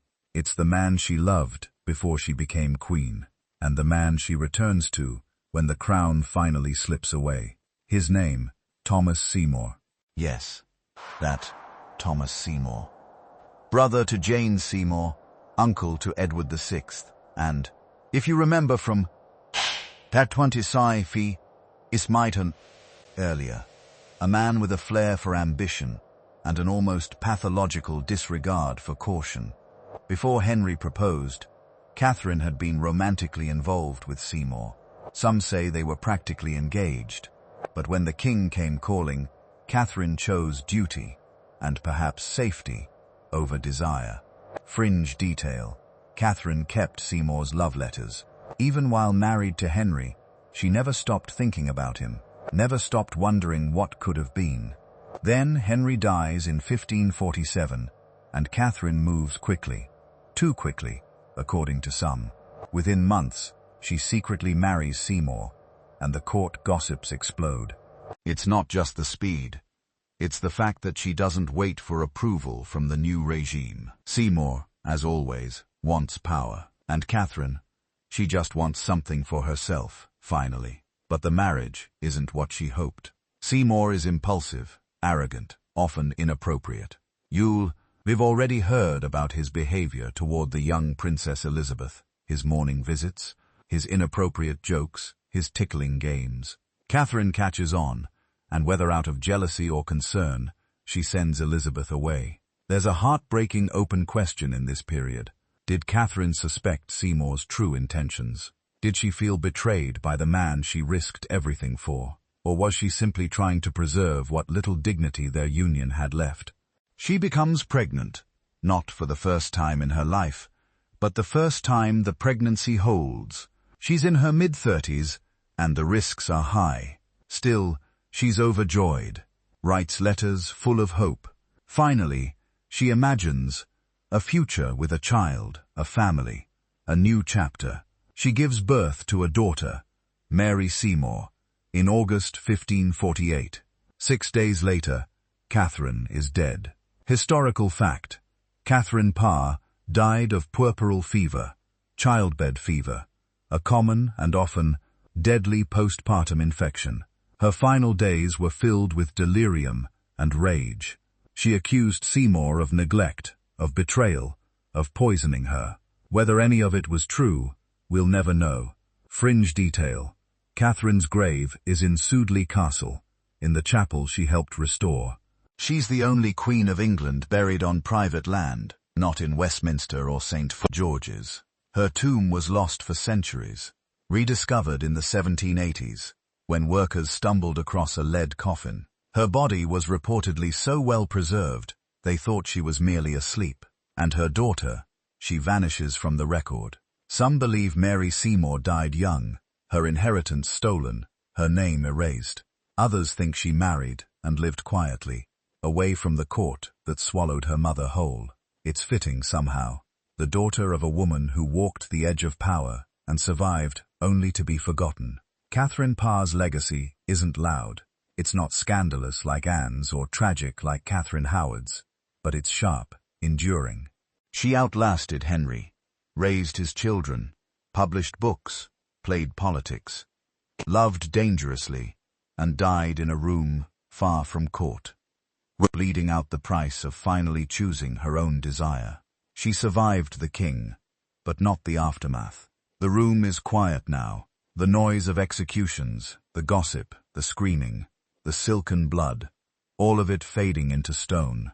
But you've walked through the lives of queens and their lovers, through whispered confessions and catastrophic choices. Now, in the last echoes of the Tudor age, the court seems to hold its breath. The men are dead. The crowns have changed hands. The women have either ruled or perished, or in some cases, done both. And yet one thread remains. The women themselves, not as victims, not even as survivors, but as the most dangerous players in a game everyone assumed belonged to kings. But you stand in a long gallery, portraits lining the walls. Anne Boleyn, with her dark eyes and sly smile. Catherine Howard, young and wide-eyed, still running. Elizabeth, half goddess, half lie, her hand gripping a globe. Mary, Queen of Scots, dressed in martyr's red. And above them all, the ghost of Henry VIII looms, not just in body, but in the shadow he cast across every woman's life, in his orbit. But let's not end with him. Let's end with them, the queens, the consorts, the rivals, on their own terms. Because despite the headlines and the historical shorthand, this story was never just about who slept with whom. It was about power, about how women wielded it in secret, in silk, in letters passed under doors, and confessions whispered behind fans. Some married their way into influence. Others risked everything for moments of connection. Some were used, some used back. And almost all of them understood that in a world built for men, scandal was often the only language women had left. Take Lettice Knollys, for instance. Remember her, the cousin Elizabeth exiled for marrying Robert Dudley. She didn't vanish after that. No, Lettice lived well into her 90s, survived her son's execution, outlived her rival, died with all her teeth, which in the 1600s basically made her a sorceress. She never regained favor, but she kept her titles, her lands, her dignity. Quiet victories, the kind women had to settle for when grand ones weren't allowed. Or Bess of Hardwicke, not a queen, but every bit as formidable. Married 4 times, each husband wealthier than the last. By the time of her death, she was the richest woman in England after the Queen. She built Hardwicke Hall, more glass than wall, a monument to ambition. Her granddaughter married a future king. She played marriage like chess, and won every time. No scandal needed, just calculation.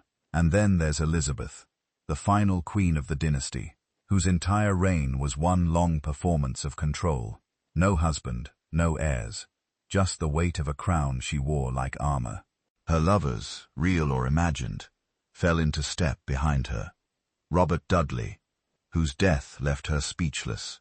Robert Devereux, whose execution cracked something in her. Foreign suitors came and went, tools in her diplomatic arsenal, but no one ever claimed her. She was both queen and myth. By the time she died, she had convinced an entire nation that her body belonged to the country, not to any man. Fringe detail. Elizabeth was buried with her half-sister, Mary, Bloody Mary, the Catholic queen she once feared and defied. Their shared tomb carries only Elizabeth's name, a final erasure, a final declaration of dominance. Even in death, the Virgin Queen took up all the space. There's an open scholarly debate still raging in the quieter corners of academia about whether the Tudor queens had true agency or were simply puppets of circumstance. It's tempting to paint them as tragic, abused, betrayed, beheaded. But that's only half the story. Yes, they suffered, but they also schemed, they planned, they shaped the course of history, not just through marriage and motherhood, but through intellect, resilience, and an understanding of politics most men never gave them credit for. Anne Boleyn didn't just flirt her way to the throne. She revolutionized England's relationship with the Catholic Church. Catherine Parr didn't just nurse her husband.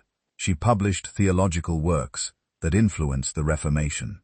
Even Catherine Howard, often dismissed as a silly girl, left behind a letter that suggests she knew exactly what game she was playing and the price she might pay. And Mary, Queen of Scots. Maybe she was too passionate. Maybe she trusted too easily. But she outlasted plots, betrayal, and decades of imprisonment with her identity intact. She died with dignity, and her son became king of both England and Scotland, something Elizabeth never managed. Fringe detail.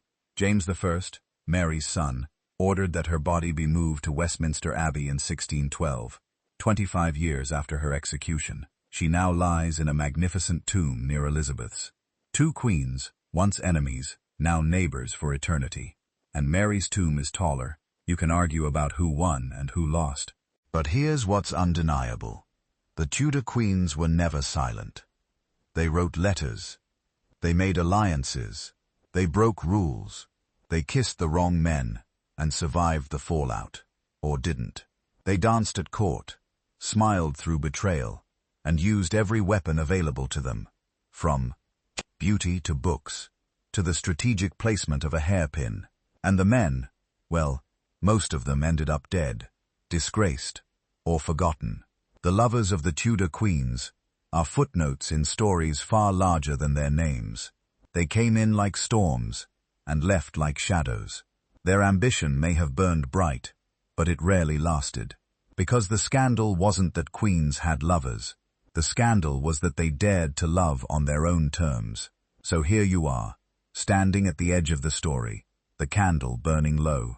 You've watched them dance, bleed, argue, flirt, die. You've followed every whisper, every forbidden glance, every love letter folded into a bodice. And now the music has stopped. But if you listen closely, you can still hear it. A slipper on stone, a door creaking shut, the soft hiss of silk, a queen moving through the shadows. One more time,